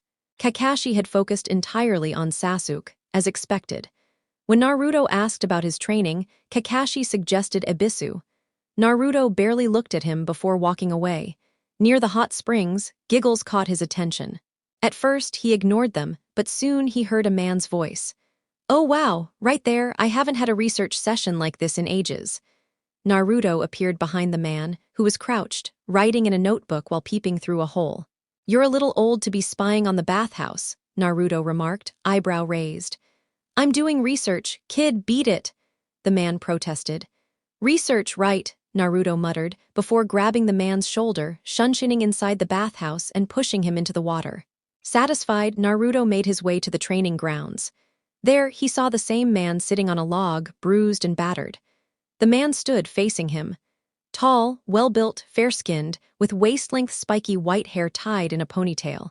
2 bangs framed his face and red lines ran under his eyes. He wore a green kimono over mesh armor. "You've got a lot of nerve, brat," the man said. "You deserved it," Naruto replied. "Do you even know who I am?" "Should I?" Naruto countered. The man introduced himself in a dramatic fashion, but Naruto was unimpressed. Orochimaru had seemed stronger. "Always an honor to meet a legendary Sannin, but I need to train for the Chunin exam finals," Naruto said. "You've made it to the final round?" the man asked, hand on his chin. "How about I help with your training?" Naruto frowned suspiciously. "Why would you train me?" "I like your style, kid," Jiraiya said seriously. "I'm being a bad godfather," he added with a grin. Naruto stayed silent, then shrugged. "Train me." "I said I would," Jiraiya said. "No, really, make up for lost time. Train me with everything you've got. No shortcuts, no jokes, just pure effort." "I'll take it all," Naruto said, sitting on the grass. Jiraiya was speechless. The boy reminded him of Minato, yet had his mother's stubbornness. He knew Naruto meant every word. "All right, kid, let's see what you've got so far," Jiraiya said. Naruto vanished, reappearing behind him for a kick. Jiraiya disappeared in a puff of smoke. "I'll admit you're fast," he said, smirking. "But I'm a Sannin for a reason." The two engaged in a fierce taijutsu battle. Naruto jumped to avoid a kick, threw shuriken, lunged, and countered, all blocked by Jiraiya. He created clones, launched fireballs, and attacked relentlessly. Once the dust settled, Naruto looked around nothing. Jiraiya appeared, unharmed, placing a hand on Naruto's shoulder. "All that was just a clone?" Naruto asked. "Yeah, you're better than I expected. High Chunin to low Jonin already. By month's end, maybe even mid-Jonin," Jiraiya said, smirking. Naruto respected him more than ever.